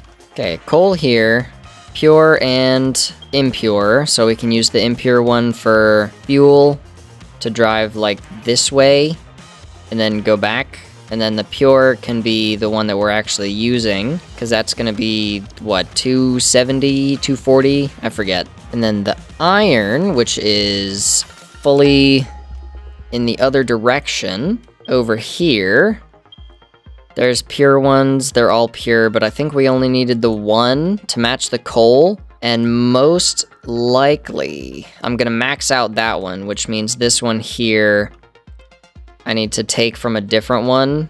Probably just another one that's over there. And was I working based on the 270 or was I saying 480? Looking at this, I was probably thinking 480. 45 times 2, 3, 4, 5, 6, 7, 8, 9, 10, 11, which is... actually 495, but this one is slower, so 480. Which means I actually need to start this at slower efficiency first, so I can get the stuff for the automated wiring. So I need to start this with the automated wiring. That's first priority, which is the copper and this section here of the steel. So like... these two guys, if I can start the concrete and these like two foundries that I was looking at, that should, plus the copper, that'll get us the automated wiring. And once we get all of that automated wiring up and running, completed, automated, and in the space elevator, I can get Mark IV logistics and then just get the rest of it going even then. Let's go see about setting up the coal first, because that's, you know, a little closer. Oh, man.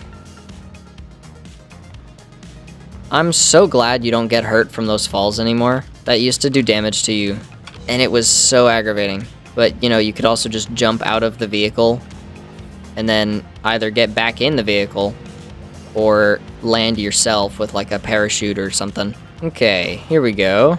I think these are new. I don't remember these being here. Pure, so this is gonna be our main one with the full miner on it, and then the other guy is just gonna go into a truck station. Ah, shoot, I need industrial beams again. Thankfully, I have both of those items in the cloud, so it doesn't even matter if I have them on my person. I can just make encased industrial beams whenever I want. Do I have asphalt yet? No. Oh, yes, I do. Okay. So I can use this for where the truck is gonna be. Or tractor, sorry. It's probably just gonna come around there and then go up in this little area. Anyway, Mark II miner. And we are gonna need a Mark I miner on that guy, but we can deal with that later. Let's get rid of this, because I feel like it's gonna be in our way. So this is already 240, which for now is the most that we can run anyway. So I'm not gonna, well, it's not the most, but it's close to the most that we can run. And it's more than we need for getting the automated wiring, so I'm just gonna leave it for the moment. And this guy gets to go over there. Now, I don't know how much we're gonna need per minute, but, you know, I'm gonna wanna make sure that it's at least enough. So let's see. We can have him come in from this side, between those rocks, or maybe around that corner if I kill this guy. But I can have him come around here.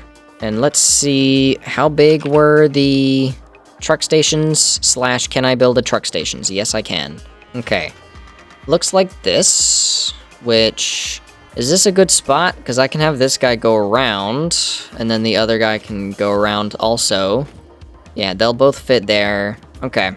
So this is a good... Okay. Aber. Real Aber. Allows you to drive vehicles accurately through a truck station's dock area while recording a path. I will... This ensures it will connect properly once everything is automated. The truck Okay. station can be set to load or unload, and can also refuel vehicles. Love that. Unlike some pioneers, truck stations care about saving humanity. I can't tell if that was a personal dig or not. What we are gonna do as well is take a few of these out and turn them into the asphalt half foundations, because I can and I want to. But let's say this guy is gonna come around here just like that, except he's gonna definitely have to be faster for the moment. And then you can just do this, just like that. Wonderful. Looks strange having the two right next to each other, but it's not like that needs to be very fast. I can upgrade him to the next tier of miner if need be, but for the moment it seems like it'll probably be fine. These guys are gonna need to get power, which I can most likely send to them from over there. Oh, that's not where it is it? It's here. Okay, which actually makes it a little easier because it's just through this corridor. But I can pick up the power towers right now, I believe, and use those to transport, and it'll just look a bit better. You know, I want to enclose these as well. Nothing like super fancy, but, you know, a little fancy. I do not have the upside down ramps, but can I make an awesome shop aside from the screws? Yes, I could. Ow, and I don't have any tickets on me either. I just completely forgot about that. Okay. But I need the upside down inverted corner foundations, because I want to have this here be a corner foundation, where this one is the normal fix-it stuff, and then this corner here is asphalt. Okay. I'm gonna go back and get that. I think I want the stairs too. That could be really useful. And I'll take the regular inverted ramps too, but these guys later. Don't quite need those yet. Oh. All Fix-It Awesome Shop purchases are purely intended for professional Fix-It employee business. Uh-huh. Okay, thanks, Aber. Let's get those two. Alright. And what was it I needed here? Expanded power infrastructure. Okay, so I need more modular frames, some wire, and then these guys. Cool. What do you got, Aber? Milestone reached. After several pioneers started exhibiting traumatic responses to power blackouts, Fix-It developed mitigation tools recommended by your local therapist. Right. Power storages can hold excess power to delay or Oh, prevent you mean blackouts in whenever the power, eventuality that your it goes, factory's it's like, power consumption exceeds because everything production. shuts down and you have a To panic simplify, attack. these are rechargeable batteries. You know, Power I thought towers so. Carry power lines for significantly greater distances than poles, facilitating factory expansion and exploitation of this environment for the good of Fix-It and humanity. Okay. So then, what we can do is, I mean, for one, we can change some of these to be using the power towers instead of just the power poles. Like, for example, here, where this just kind of comes up the mountain, like this, we could switch this out to using the power towers instead. But for now, I'm just gonna have it go from this coal thing to the one that stands out in the middle of nowhere. We can use power towers for it, rather than just running the power lines themselves, which means I can set up larger and better looking infrastructure for it as well. But let's see, we have the asphalt foundations here, which can go to this way, and then we can have them like this, and then have another one in the Fix-It foundation style here. So now we just have a corner that it can turn around and go that way instead. Yeah. Very cool. Very nice. Love it.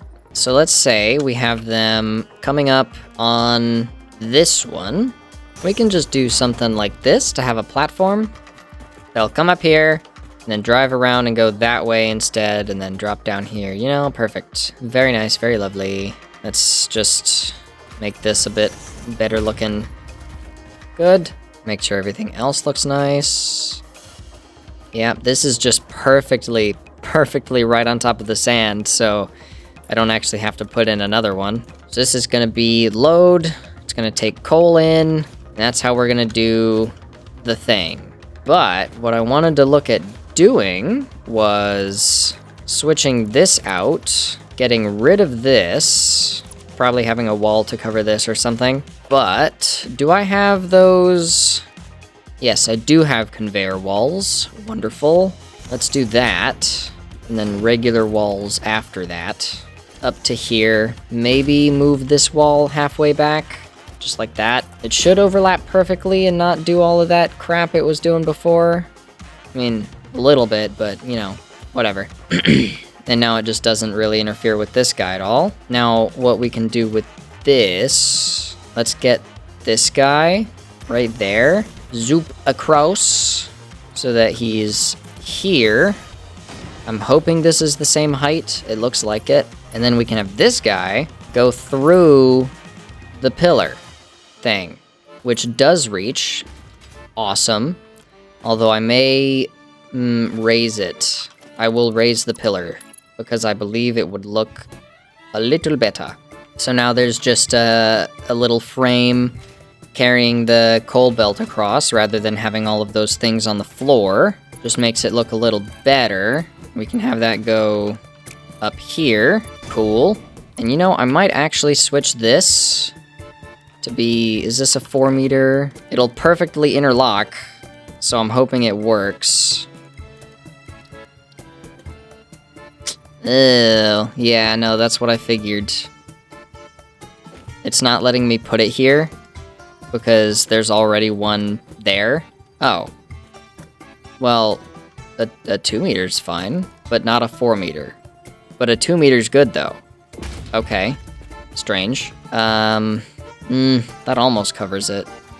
I'll just, you know, put another one of these down. I don't have the frame walls, do I? And would that be in here? I do have the frame walls. Okay. Can I then... I can do this. Does that make it look any better? No. Not really. It's fine without it. This looks good. So then obviously I enclose the rest of it. And it doesn't look great at the moment, but I'll change it up later so it will look a bit better. I promise. It's not just gonna stay like this crap forever. I don't have door walls, which presently is fine, but I am gonna need to get more of that later. Stairs are interesting. There's like a tiny ramp for each stair, rather than just popping up on each one, which definitely feels quite nice. And I'm not gonna build this one all the way up yet. I'll work on that later. So let's get the power towers running then. You seriously have to be standing right where I want to build? Move! Thank you. Jeez. And which direction are we going now? I could go this way. I think this way is going to be better, because I can have it like right underneath this thing where I'm not really going to be driving that much, since there's also these two routes. Yeah, I can just have that in here. Now this guy, I can have him go through here, but it's one of those things where if I do want to drive through here, I wouldn't be able to. So, let's see. And then on top of this, we have the next one of these. Even though it is a bit of a short distance, it does set us up for going farther. Cool. So then that can go down there, right on that crux, so as not to be in the way of any of the actual paths. And then we can just connect this down here. And those miners will have power when I actually go connect them. Currently, I also don't have the wall holes, but yeah, don't worry about it. I'll fix it later. This is absolutely disgusting. Once again, don't worry. I'll make it look good later. it's fine for the moment. All right, now, let's see. What kind of route do I want to take with the tractors? Probably just through here, around this way. Oh, that seems like a nightmare. How about just around this? Much less terrible.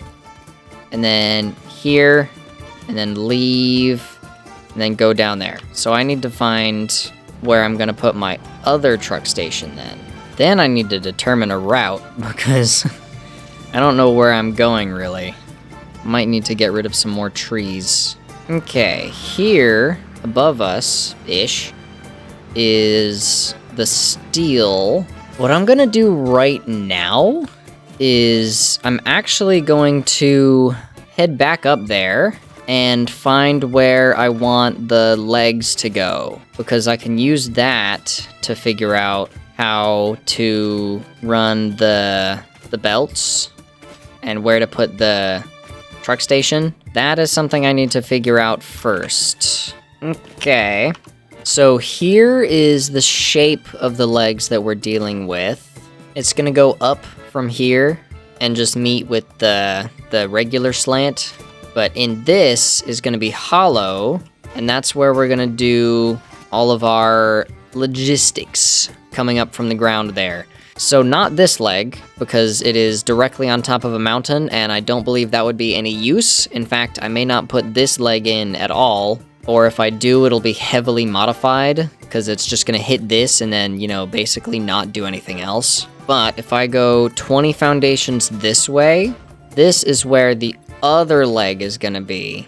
Ooh! And despite me falling, this is a pretty good place for our coal truck to come in. Maybe over here, maybe over there. Let's see. This isn't too bad. It looks like we can just go up through here, and then there's an easy route with a couple of options these ways, or possibly just around here, which I think this is where the other power tower is. So I could just have it match up alongside that and then go down here. Okay, not too bad. So let's do the outline of the leg first, just like I did on the other side with the foundations. It goes 2 foundations out, and then another 10 foundations, and then the other side with the walls goes in.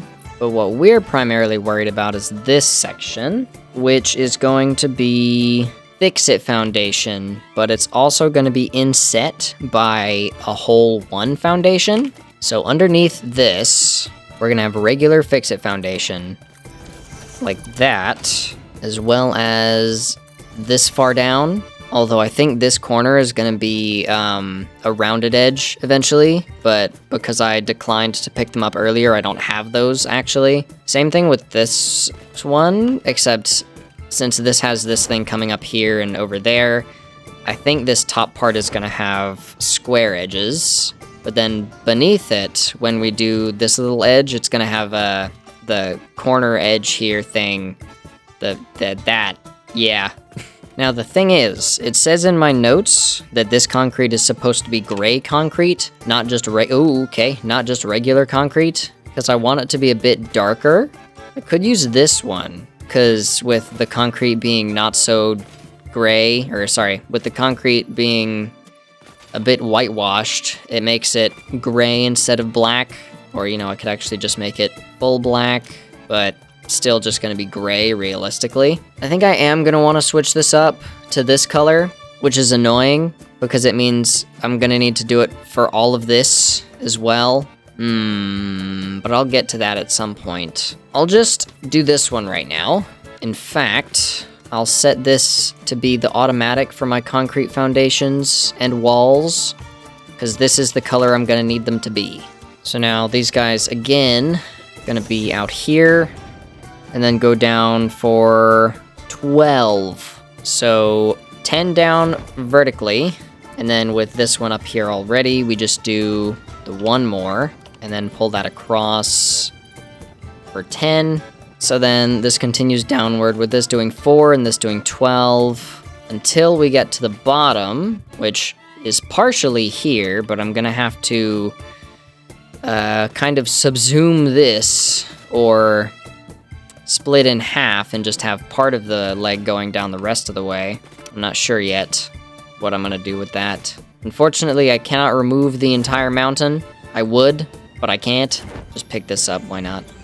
Please don't talk to me. Okay. I have a question. Okay. Sing your song. Can you explain what a temple is? A temple is a vessel body, each a knot in our tapestry. Right. Temples are root, vein, and organ. Organs. Temples are our shallow bones and our shallow windows. I think I understand, but how do you maintain them? The builder blood grows and kills and distributes. Like fungus in a forest. Okay. Like fungus in a forest. I don't get it.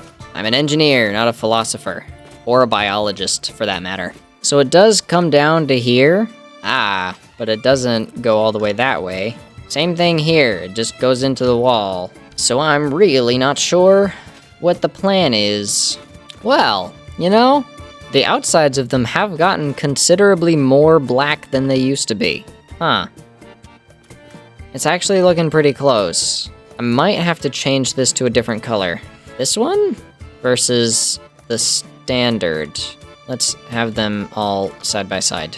Oh, that might even be too dark. Okay, but this is too light still. How is this too dark a gray? Maybe this one? Yeah, I'll figure that out, but this is gonna be my concrete stuff right now. Looks good, looks fine. And then this black can just be the outside. Yeah, I think I'll just have the truck stations out here in this area. Obviously gonna have to get rid of the trees. Let's have our truck station out here, just like that. Some ramps on this side and over here as well for getting up and down. Needs to be 2-meter foundations because the tractors on a 4-meter incline are simply far too slow, and I am not dealing with that. So then the tractor comes up here, and then turns around and goes back. Or maybe a different direction, because I did just realize... Oh no, we said this way, didn't we? No. Which way did we say? Did I say here? Oh. Okay, this is gonna be the iron one. Let's put the other one over here, because that's where we want it to come in from. So this here is where the other side is going to be. We don't even need ramps on this one, because the slope of the earth does it for us. Let's have a truck station here.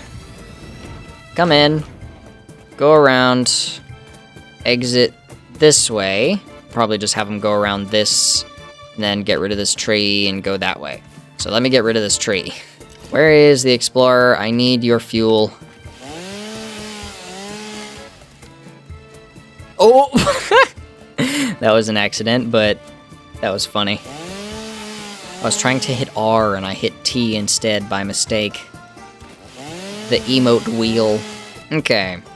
Like I said, tractor comes down through here, grabs the stuff, turns around, and goes out. I will actually expand this slightly, just to give us a little bit more room. And I'll probably just have this go straight down, rather than putting down a support, because a single support there would just look kind of weird. Especially next to this other giant cinder block. Might as well just have another cinder block, you know? Then this is gonna go and meet up with the other side, probably just out of one of these two here, through a hole in the wall, which I can actually make on my own if I make this fancy enough. So what we're gonna do... Oh, do I have that too low? No, I don't. I have that perfect. Sick. Yeah, so it's gonna go through here, just tiny hole in the side, and look really cool. I think it might look cooler if it was like that, maybe. No, but it renders on top though, which is annoying. Unfortunate. I can't go through unless I slide. Very nice. And then we'll just have this guy go up the side. I'll put something up there for him to latch onto. We'll figure that out. You know, I think I want to change the settings in here. I want to take from inventory first because it's getting annoying having to keep picking stuff up off the floor. Okay, and this guy's gonna be unload. And obviously this is gonna have to be faster, but you know, whatever. We'll work on that later. And now let's see about finding a route for these guys to follow. So we would go around here, back through this gap, and from here, just a left, I suppose, and follow this way. Get rid of some of these trees, most likely. And then, do we go this way and go down here, or go this way and down here? I think it's more efficient to go this way, just like this, through all these trees, of course. Except, I think I was supposed to go down through here instead. Yep, there we go. Now from this side, we just go around, and then we'll go up here, around these, and then this way, and then back out. Nice. New question. How well does the vehicle handle stairs? Quite well, which is funny. I will be using these stairs quite often. Okay, tractor. Let's get you started out here, right? Oh, Aber. Tractors can use any type of fuel have and a self-driving. feature, much like Oh my Pioneer, gosh. only more reliable. Shush. While driving, you can record a path to automate vehicle resource transportation. Mm-hmm. Unlike early self-driving vehicles, tractors will not spy on you. Your employee data is already fully subject to other means of surveillance. Okay, thanks, Aba. I'm glad to know that. At least you told me. So yeah, we're gonna go and then around, pick up everything over there, and then go back this way towards the place. I should probably remember where I want to go. So, start recording, and then make sure I'm driving safely, slowly, thoughtfully, and then we pick up here, but then we go this way, around this. I'm not gonna keep saying all of that, I'm just gonna do it. Oh, I think I went the wrong direction, but if it works, it works. Go through here, unload, and then we go around, back through here, and just double back on ourselves. I don't think we need to have more than one tractor for this. It should be fine, but let's maybe take the correct turn this time. Okay, I think it was this way, but now I'm lost, so I actually have no idea. Oh, here we are. There we go, that's the right way, but I am gonna have to get rid of a bunch of those trees, for sure. Yeet. Yeet again. Okay. I'm gonna need to do some fixing. Alright, and then here. Real quick. Ah! Jeez, man. I'm just trying to fix my car. Ow. That's not fair. Okay. Just went somersaulting. Okay, so I think I've cleared that up well enough. Let's save, coal, steel. Sure. Oh! Forgot I could do that. Let's see. If I enable autopilot and I get out, he's gonna drive backwards at first, of course, because they always do. But he should come here and wait and pick up some coal. Okay, here we are. We get to see how well this works, because I'm not certain. No, that was pretty good. That was pretty darn good. So then, picks up the coal, which he stops a little in front of where I think he's probably should.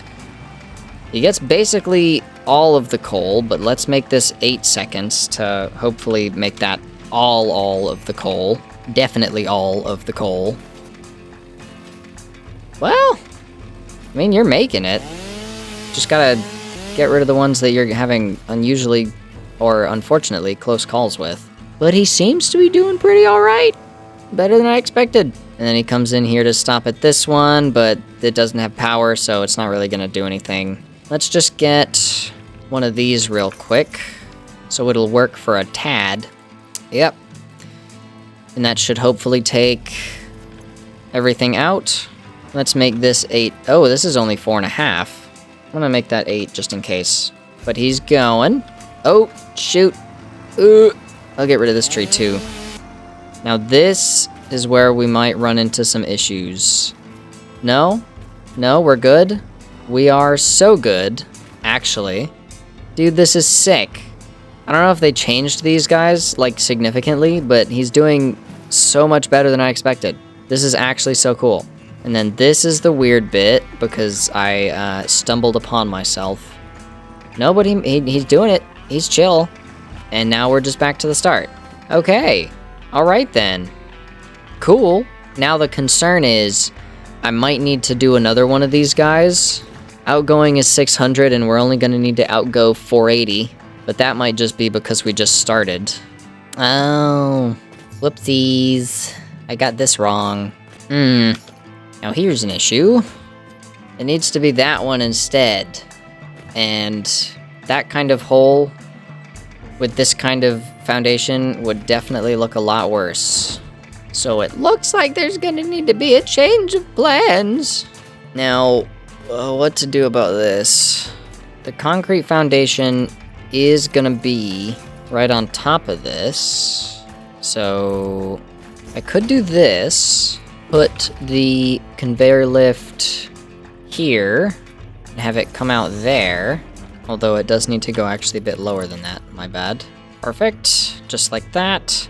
Now this goes in there, and it goes up into the, oh, that's actually so sick. And then up there we'll just have a little bit of a thing to change it out. That? I can't actually see because it's dark. I can't tell what direction it's supposed to be in. But then we'll just raise these up as well. And then these like normal. And now there's a little hole in there. Of course, I mean, we have to get rid of this one, but you know, cool. I'll probably do some other stuff to make it look like an actual tunnel from out here. Although making it look like a tunnel from out here realistically makes it look like a tunnel from in here too, but whatever. Just like that. And then from here and from down there specifically, now you can't see where the gap is. So yeah, cool. And this should still be good. I think he'll still make it around that, because this is where it was before. It's just like a meter higher now. And then of course we are gonna cut out those corners as well. But now this gets to go up. Little weird, but it works for the most part. And we'll just have that coming in from this and then go up like it's supposed to. All right, here is our coal. It's here now. So is a wall, and a little bit more wall, a little bit more wall. So I did have to get off last night, stop recording anyway, because my throat hurt too much, but I could still play. So I just set up a couple of things, like this stuff, and that, and these walls here, which are gonna be different. Like, they're not just gonna stay the way they are, but you know, for the moment, it's chill. And then I put in all of these walls as well. And I got those corners. I'm still not 100% certain if this is the way I want to do it. But, I mean, it looks better than I thought it would, to be completely honest with you. So next thing we have to do is the iron, which is basically just going to be the same thing as the coal. I already set up one of the truck stations, so all I have to do now is go set up the miners, go set up the other truck station, and then just do the tractor line. Now, it might not be the most efficient because it is literally just traveling from there to up here, and a belt would absolutely be better. However, I don't wanna put a belt down there. That would suck. It'd be stupid. It would look bad, and I don't want it to look bad. Also, this. I want to check this out. I put a hole in it, and I want to see how good it looks when it comes through. Oh, sick. That's actually awesome. Why are you facing this way? Please fix that. Okay, he did. How much iron did you get? Nowhere near enough. I need to fix that. Hold on, wait a minute, please. Oh yeah, I also did set out this here and that whole leg. I finished that leg, except the bit up there. And then this one here I set up because I knew the iron needed to come from this way. And I wanted to have a tunnel under the leg. So that's what I did. And I do have to finish building the leg still, but, you know, whatever. Now, this guy is going to go up as well, same as the coal did. Is this how it works now? I thought it was just going to be choppy until it got here. Huh. Damn, that's actually really cool. Hold on, wait. Oh, that's the right one, isn't it? Yeah, but then it slowed down. That's cool. They all took on the Mark 1 belt speed because that one had the Mark 1 belt speed. That is really neat. Yep, look at that. As soon as it hits here, these guys all slow down. I mean, they're a little bit choppy, probably because it's such a big jump, but dude, that is sick. That's actually so cool. Should probably figure out where I want to put this first. So ultimately, I'm probably gonna have it in this area as well, just to do something similar to what I'm doing with the coal, so that it splits nicely. Please. Okay, it fits. Nice. And obviously I'm gonna have to upgrade these because currently the Mark 1 is not enough. Okay, great. So that's all connected then, and I do believe this would work if I started pumping stuff into it. But once again, I do need to actually put in a temporary system just to get the the automated wiring going. So we're not gonna plug that all in just yet, but I am gonna go ahead and figure out where I want it. That's gonna be probably right here because I don't have anything else on this line presently, and I did get the floor holes as well. So let's just put this here so we have some room. Now, do I do it this way, or... No, that's not gonna work at all. Okay. This is not gonna be super pretty, but... Oh, actually, you know, it would look better if I brought it closer. Here we go. Okay. So that's as close as it'll get, looks like. What does that look like with... straight mode? It's nearly identical. Okay, great. So this is obviously going to have to be Mark 4, but right now we can't really do that. We'll worry about it later. So now, yeah, right here, we have a belt that goes down this way, and then we can have it go next to this one. So that'll be the iron. So that comes up here eventually. Yep, and we would have it going here normally, but again, we're gonna have it go where this one does with these guys to just do the automated wiring. Similarly, I am going to plug in the concrete and copper because it was the ones we wanted to turn on were... Oh, so as much as I love these tightly woven belt lines and all, it does make it a little difficult to figure out which is which.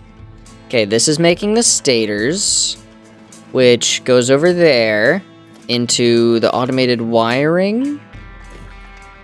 Yes, and that is coming from this one exclusively, which is this belt, which is this splitter, although that also goes to the other stator one, which goes for the motors, I guess. Of course, some of which just splits directly off that way.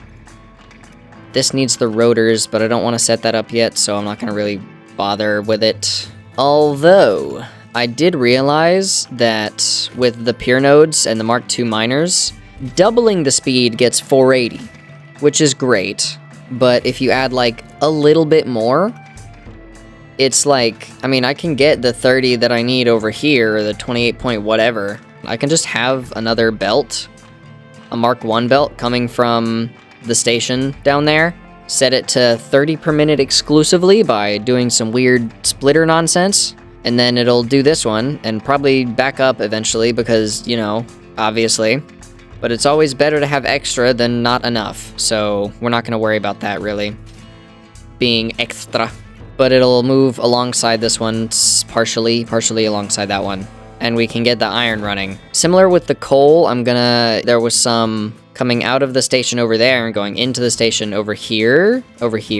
Yeah, the station down here, there's about 30 coal per minute splitting off to go to this one, but that doesn't currently reflect in the miner, obviously, because the miner isn't even at the 480 that it needs to be at yet. But we will work on that. Either way, we do need 37.5 times 4. We need 150 limestone, which I forgot where that was. I think it's over here. No, it was up here, wasn't it? Yeah, there you go. That's where it is. So, do I just belt that? I don't know. Because it's this distance, which is essentially the same as the iron tractor. So I could do a tractor, and it would be cool. But since over here where the limestone is, I think it's... yeah, here it is. It's on this guy. This is kind of weird looking, so I might just run a belt anyway. Especially since I can do it across here and then just up, like into the underside. I'll probably do that, rather than being super weird about it. Another nice thing with these corners is they do leave gaps, which previously I thought was a bad thing, but might actually be a good thing, because I can use that for bringing in belts into the corners onto the logistics floor, which is, you know, what the logistics floor is for. Now, this logistics floor is long enough that it could legitimately use vehicles to effectiveness, because this is massive. Like, literally bigger than the gap that I just drove with the iron truck. In fact, no, it's definitely way longer than the route the coal truck takes. So, this logistics floor, normally with a logistics floor, you're like, oh, okay, I'll just put a whole bunch of belts underneath. But this is literally prime real estate for just a bunch of trucks, tractors, trains, all kinds of things. And that is the most hilarious thing to me. Oh my goodness, I love this. This is hilarious, actually. Okay, anyway, yeah, I'm just gonna belt this over here and take it in under one of the corners, because it's gonna be a lot easier that way, and also not, like, super inefficient. Like, it's kind of fine. I swear I am not just coping. So let's go ahead and do that real quick. I only need a Mark 1, I think. A Mark 1 fully maxed out is enough. And I will just kind of sit it on top. I'll probably change this later when I decide that it looks too ugly. But if I max this out, yep, 150, perfect. And then we just run this belt across to here. Merker beer. Oh, I got something to say, huh? Your symphony invades our temples and echoes along our lattices. Why do you weep? I don't know. Growth, the future, an idea, and frankly, you. Wow, Is a tapestry that's so woven kind. with hands or with thoughts? Both Fish, are actually. necessary, yet only one can't function without the other. We see your echo steps, shimmering symphonies that break upon our temples, but your song is alien. Okay, How long ago did you notice me? 16 There's no decades. law. There are only spheres. That doesn't I help. wonder, was it always about survival, or is there something more, something beyond? Boy, I don't know. Consume our blood and you will see our threads. Okay, just find me a chalice, brother. So anyway, what I've been doing is something like this, where you get this guy here and then this guy there. So you get a full square opening until, let's say, you get this guy on top. And then it's just a triangular opening. But if I get that guy over here, then I can have him dip into one of these and then just go along the side, I think. I do have the wall mounts now, but I don't know how that's going to work with this because it's a 45-degree angle. It could go either way. Could work really well. Could look super stupid. I do not know. I'm just going to real quick fill out this wall to about the middle, or maybe just go straight to where I think it needs to be. Yeah, so it's coming up right around here. You can see it. It's a straight line. It's going to go this way. Let's see here. How can I get a conveyor lift out of here, or just a straight up conveyor belt? Can I put a wall mount on the wall? No I can't. Well, you know, I mean, I think it is a wall, but alright. Okay, let's see. Let me get one of these guys out here, just so I have something to work from. There, how does that look? That looks good. That looks fine. I could probably bring this closer as well. Okay, this is as low as I can get it to go, but that works. And then we can just move this over here. It's too long, but, you know. Let me do a little bit of a thing here. Oh, shoot. Dude, I was holding shift like it was Minecraft and I wouldn't fall. So I probably will move this then to this guy here.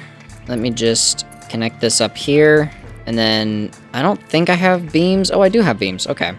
So what I can do then is just give this a bit of a support structure. Cool? Yeah, that looks fine. Okay. And then I kind of do want to get rid of this one up here. I don't need it. Oh. Do we need that? No, but it was in my way, and I didn't want it to sit on my wall forever, Aber.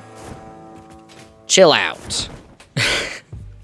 So what I can do with this, then, is, I can take these beams and, of course, not stick them out from the wall, because why would you ever want that ability?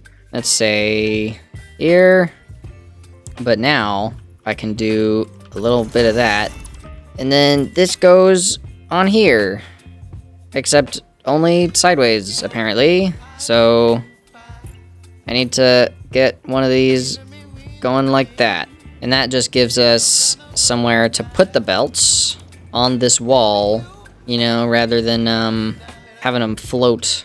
Cool. Okay. Unfortunately, this thing still doesn't work. Just gotta keep going. But it's also a lot easier on this because, you know, it doesn't hate me like these guys do. And then this guy should just... Oh, he's doing a little bit of weird. Let's do here instead. See if that helps. What? Huh? Excuse me? What is this? Why? Why did it do that? Okay, whatever, man. Well, let's do this guy. Okay, that's not what I wanted. Here we go. Hopefully that's not super visible on the other side. Okay.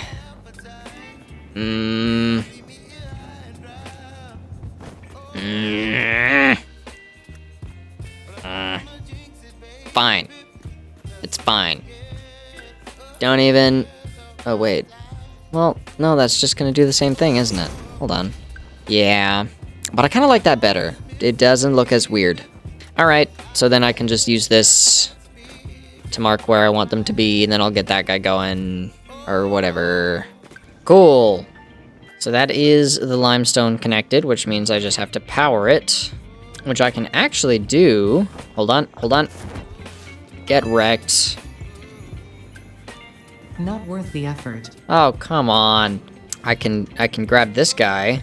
Okay, no, I just need to put one up here first. And connect it down there. Perfect. And then this goes here. Powers him. Lovely. Gonna put some limestone out. Eventually. There we go. Okay. I do want to check what my power is looking like right now. I'm still doing pretty good. I've got another 200 megawatts, I think. Although I'm not even using the full 1,000. So, well, okay. I think I'm gonna turn off the steel factory first, because it needs to get turned off anyway. I'm gonna turn that off before I even get these guys running, because otherwise we're probably gonna run into an issue with power delivery and suchly. Let's see. Next thing I need is the copper. Where is the... Oh, there's some right here. Impure, impure. I need more than that, right? 165 per minute, wasn't it? Even with the Mark II miner, fully overclocking that is going to be 150. I guess with the 2 of them, I can do that. How close was the next one? Because there's these 2, and then there was another one that ticked, but where's the other one? Okay, over here, and that one's pure. So I guess I could just get another truck station in there. But the only issue is this one. There's not as much space here as I would like. I'll just go ahead and connect the 2 of those. One of them they can each do half. And they are over here. Oh, right there. Okay. Ooh, that's actually really good because there's a leg right there that I can just have them go up. And then they'll just travel across just like the other ones did. But since this is such a short distance, I can actually, rather than doing something like that, I can set up a bridge for the belts to go across, or belt, singular. Whereas this one, if I set up a bridge for that, it would have to be at an angle and then it would look kind of weird. I can set up a little L-shaped building here with the 2 miners. They combine together into one. Why do you always have something to say? This is ridiculous. Yeah, you are ridiculous. And then I can have a bridge come slightly over here and then go straight this way into the thing, all while attempting to avoid the stinkers. So this is gonna go up to where our bridge starts, which let's just say there for starters. Where does this get us? Okay, a bit high. We want it about here. That is most certainly doable. Wonderful. And now this one is going to be a conveyor hole wall. So then that with one of these guys, the pillars, he's going to come across. Does that work and not look ugly? I mean, it looks fine, I suppose. Let's put one of these on there so I can do this and then another one. Then I want to do something similar here, just so it doesn't look like it's like floating, you know? And then over here, it's supported by this guy, so it's chill. Now, I will finish designing this later. Right now, I don't feel like it. I want to get this up and running, right? So he comes in from here. Easy enough. I'll just put that on top, even though it might not actually be necessary. So then this goes up this way. And let's just say all the way up this way, rather than doing anything super fancy. I can just have it go up here, and then like this, yep, because it's gonna have to go into that one there. So that's the copper, and currently I don't need this, but really that's just a little bit of a split on the other iron guy, so I may as well get that working too. Okay, I think that's good. Would just have to change the numbers on the iron stuff, once it got to that point. Yep. And then this is Mark 1, that's Mark 1, and that's just the 30 per minute that we need. Wonderful. Let me go ahead and see about that alteration. So I can do one of these. Now this is going to output 60, this is going to take 30, and this is going to take 30. And therefore, this is only going to be 30 per minute no matter what happens. So, yeah, we're pretty chill. I am just going to have to make sure that the miners are set with an extra 30 per minute on this and the coal one because of this guy here. So that should be all of the resources connected. I just need better belts for some of them, which I can't do yet until I get that automated wiring, which we should now be able to do. So let's go ahead and get this guy fired up real quick. Just for the things, we need them a little bit. Just a tad. Okay. I think that's everything hooked up to power. Let's see, I can probably check real quick just by doing one of these to there. And if I do that, it'll burn somewhat slowly because just the minimum amount and whatever little is up. But let's make sure that all of these are yellow. There's no red. They are all at least yellow, which means it's all connected correctly. Get rid of that. Now, which of these did I need to set up again? It's this guy going into the smart wiring, and then that guy, which is just the copper. Maybe figure out which copper, but right now it's just this guy, which is this guy, and one from over there, but if they're both 20, well, this guy's 10, but effectively this should be enough for that one if that guy doesn't run, but he will, or he'll try to. But just this guy for the most part, which means this is supposed to be connected here, right? 15, 15, 30. Yep, okay, so it's these two guys, which does spread it out a bit more. Okay, so this is going to be a little ugly at first, obviously, but I'll fix it in a bit. This one's the coal, and then the iron one is this one here. So you and... Seriously? That's a joke. You! Okay, once again, I will fix this later, but I just need to run these for the moment to get the smart wiring set up. And it will spread out around, but I'm not, like, super worried about that. I just want the smart wiring to run even a little bit. Now, this guy, and the other one that comes to that guy, because there are two. It's this one, which is wire, and then this one, which is cable. Although that's really just all of the cable stuff, so I may as well just get all of the copper stuff going. Let me just go ahead and power that over here. Semi-temporarily, I'm just gonna connect these guys up with one of these power tower guys, and then bring it to connect with that one up there. Yep, so that starts pushing copper out. And I do say semi-temporarily because I'll probably still have one of these power towers, but it's not gonna go that way, I don't think. It'll probably just come from up there instead. Let's set these a bit higher too, because it does need to be faster. So that's gonna come up from down there and be big chillin'. Yeah, there we go. Okay, these guys are good too.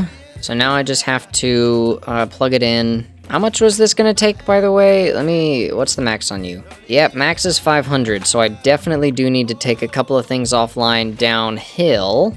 I can actually permanently take the nearby steel thing offline, because it is literally slower than the one that is up there, and, you know, no point keeping it.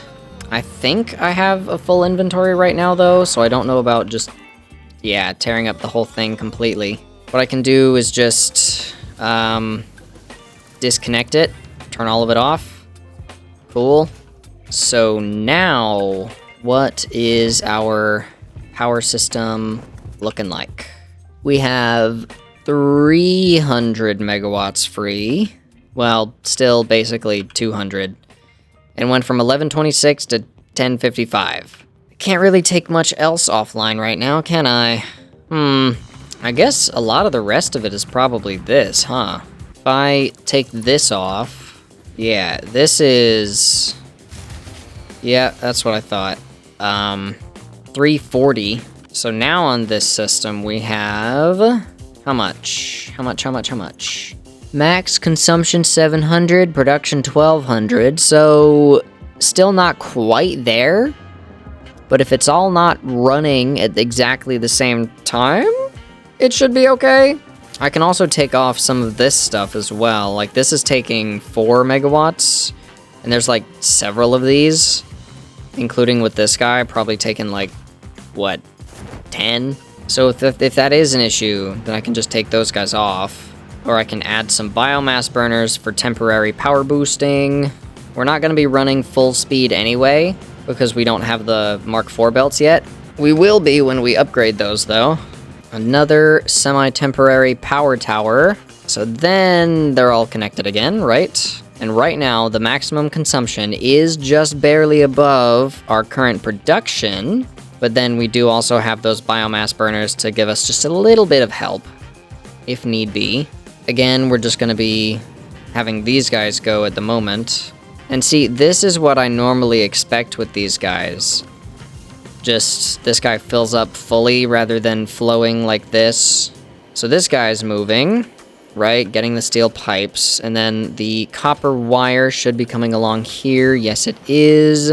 These guys are all getting set up. It is going to have to manifold this way, And that way, it's going to have to manifold both ways, but it shouldn't take that long for that to happen. But they are all getting where they're supposed to go, except this guy, who only just made his first little copper bits, and that's going into the cable guy now. Okay, so this top one is the one that we need the wire to come on, which, you know, now it is. So that'll go in here, make the stators, and then do these guys. That looks surprisingly close to 50 per minute for how long it's been running already, which isn't very. Okay, but it's getting its cable. Now we just need the stators, which here, this guy, very soon, he gonna make a the stators. And we're actually making some encased industrial beams too, which is nice. Oh, stator. The stator just moved. It's happening. Albeit probably pretty slowly, because that doesn't look like a full 40 per minute right now. It just looks like 30.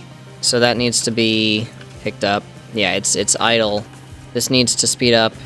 Though I'm sure this is just because these guys, yeah, it hasn't finished manifolding yet. It should do soon. This guy's filling up. He's already at 92. Same with you, I suppose. And then it'll start to try and fill up this guy, and then that guy, and so on and so forth. But it's chill. It doesn't need to be perfect right now.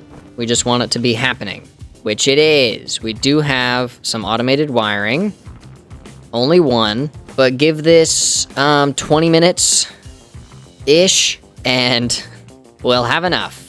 So yeah, I'm just gonna let this go for a little while, get the 50 that we need, and then we can go ahead and unlock that Mark IV logistics to get the Mark IV belts, and everything will be running top speed at smoothly.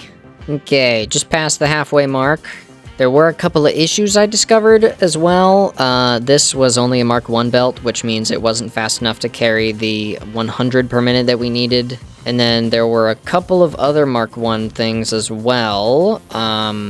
This was a Mark I lift, and then something on the iron one underneath was a Mark I belt as well, and that needed to be moved up to Mark III. Of course, it's going to be moved up to Mark IV pretty soon, but, you know.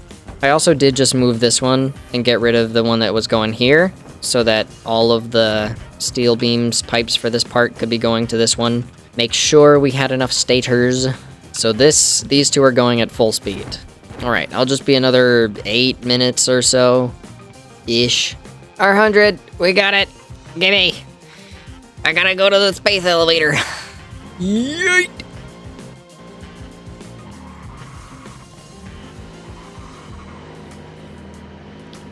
Come on, please. Oh, yes. I don't know how that worked, but cool. Let's go.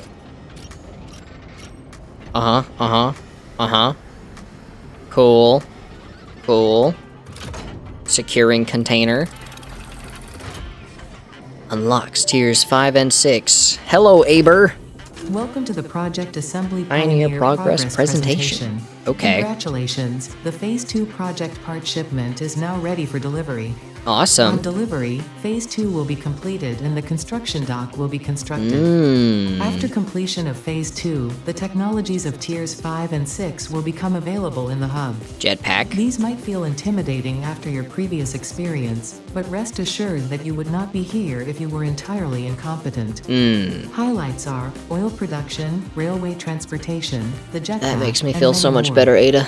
Completing Thanks. Phase 3 of Project Assembly is your next main objective. Just remember More to focus versatile on framework. producing and delivering the Oh, I have to project make parts, more. and fix its faith and you will be strengthened. Whatever. Okay. Yep. Cool. Send. It's going up. Ba-na-now. Add to quit to pioneering, sir. Cool. Blast off. Cloud exploder. And it's building again. Phase 2 of Project Assembly completed. You have been performing more adequately under pressure and are closer than ever to saving the day. Thanks. Perhaps you were the right choice for the job. Time will tell. Time will You will tell. now enter Phase 3 of Project Assembly. Continue as you are, and there should be no issue. Okay. For humanity, for fix it. For fix it. Whoa. Cool. Oh, and now it's just sending the guy back. Oh, there's stuff moving along the outsides now. Sick. Okay. All right, now, Mark 4 logistics is the first thing I need. Give me Mark 4 logistics. You. I need rubber. Why? Seriously? Why rubber? Is that a joke? Okay. Alright, fine. Later. I can't do that. I can't do that. I don't even know where the nearest oil is. Okay, I'll do this one. I did 1 and 2 already, right? Today is the 6th? 5th? 5th. Today's the 5th. Where's 3? 3. I get balls. Oh, I don't even have it. I can make one? There is no escaping the Fixmas spirit. with this red ornament build gun trinket. It can be equipped at the lockers in the hub. Oh, it's a trinket to go on the build gun. Okay, now I get it. 4 is right here. More This data cartridge data enables cartridges. the second pair of Fixmas Mantry branches to be Oh. Fixit thought it was being very clever with the layout of this research tree. About as clever as you. I guess it's tree-shaped. Shut up, Ada. You're so mean to me. Okay, now where's 5? Here. That was fast. Oh, wow, I get meat. Meat soup. Love it. Thanks, guys. All right. Okay. That is big. Rubber! Why rubber? I guess we're leaving this episode on a cliffhanger because I need to get rubber for Mark 4 logistics. I can't do that yet. No, this is fine. Don't worry about it. No, it's chill. So then, right now, what I'm gonna do is, well, firstly, I'm going to redistribute the belts up there just to have everything split evenly where it's supposed to go. It might not be full efficiency, full speed, but that's fine. I don't really care right now. And I'm going to build out the rest of the bottom of this. Maybe the legs, maybe not the legs. But that's all the automation we're gonna do today. I feel like there was oil near here, but that might have been a previous thing and now there isn't. Oh, why are you slow again? There's gotta be another thing that's messing up, but where? Well, that would do it, now wouldn't it? Is that the only one? Nope, this one too. And this one? Now it's good? Now it's good.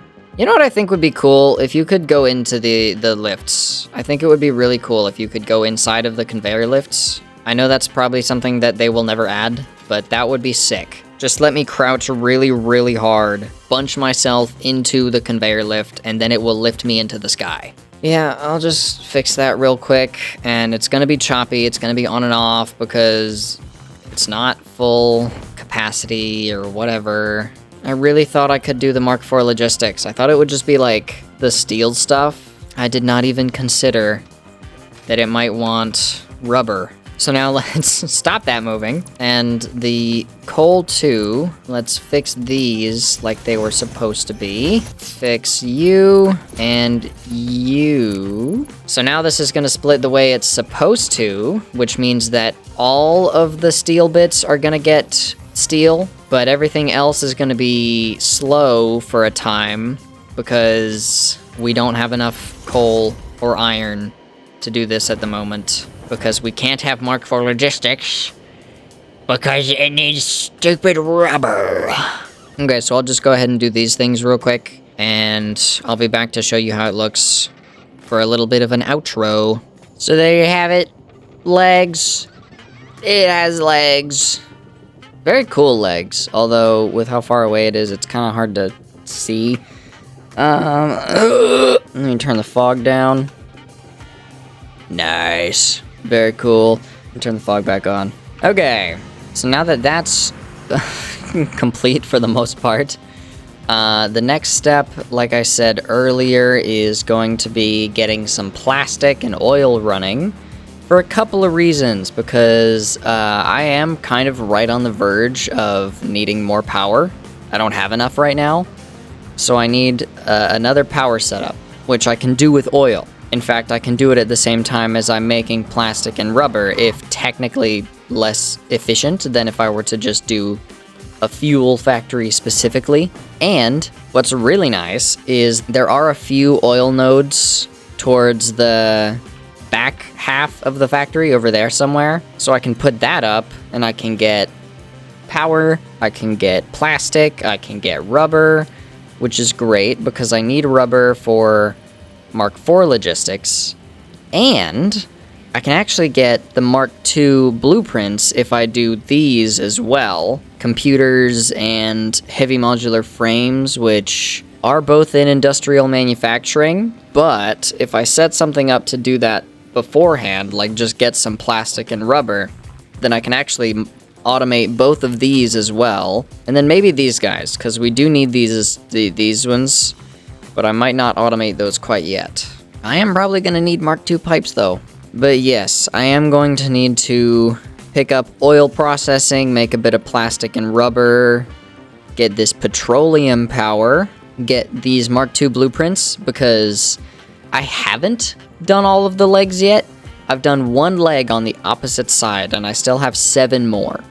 The reason I haven't done that yet is because it would be much easier if I had a 5x5 foundation blueprint available to me, because currently this is like okay, but then whenever I put them together, I have a foundation here and then a foundation here that I need to fill in myself. Whereas if this was one foundation bigger, then I wouldn't need to do that.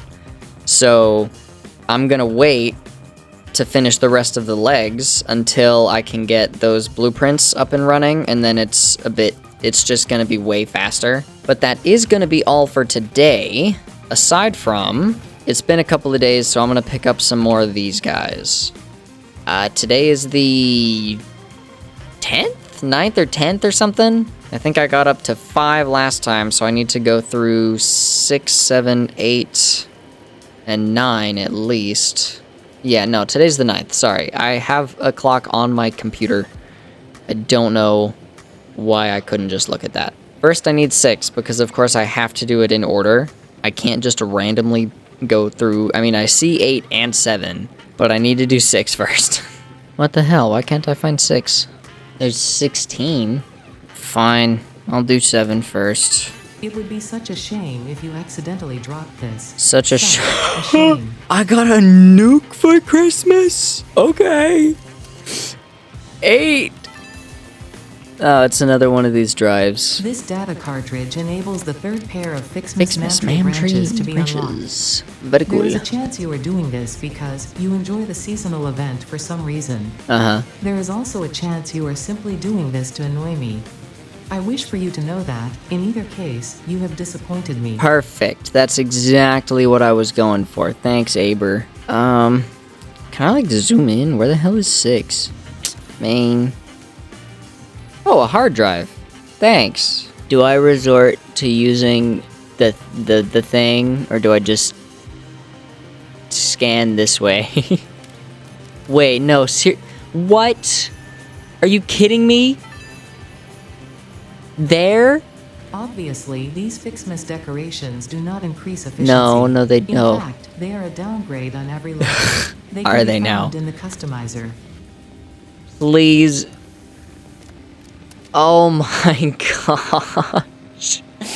I couldn't even see that. Oh no. What the heck? What? How? Whatever, man. Oh, now, of course, now that I'm looking at it from here, I can see it. I think it's too light towards the middle of the thing. So that literally just looks like a highlight on the side of the glass. Because you can't really see this part here unless you already know it's there. Oh, that's insane. That's gonna be all for today. Next episode, I'm gonna do some oil stuff up there. And then once I get all that power going and then, you know, upgrade the steel, I think after that, we're gonna start doing some actual Fixmas stuff because it's already the 9th and I haven't even started, which probably isn't a good thing. But I'll catch you for that later. I hope you enjoyed this episode. If you did, stick around. There's a present on my blueprint designer. Yoink.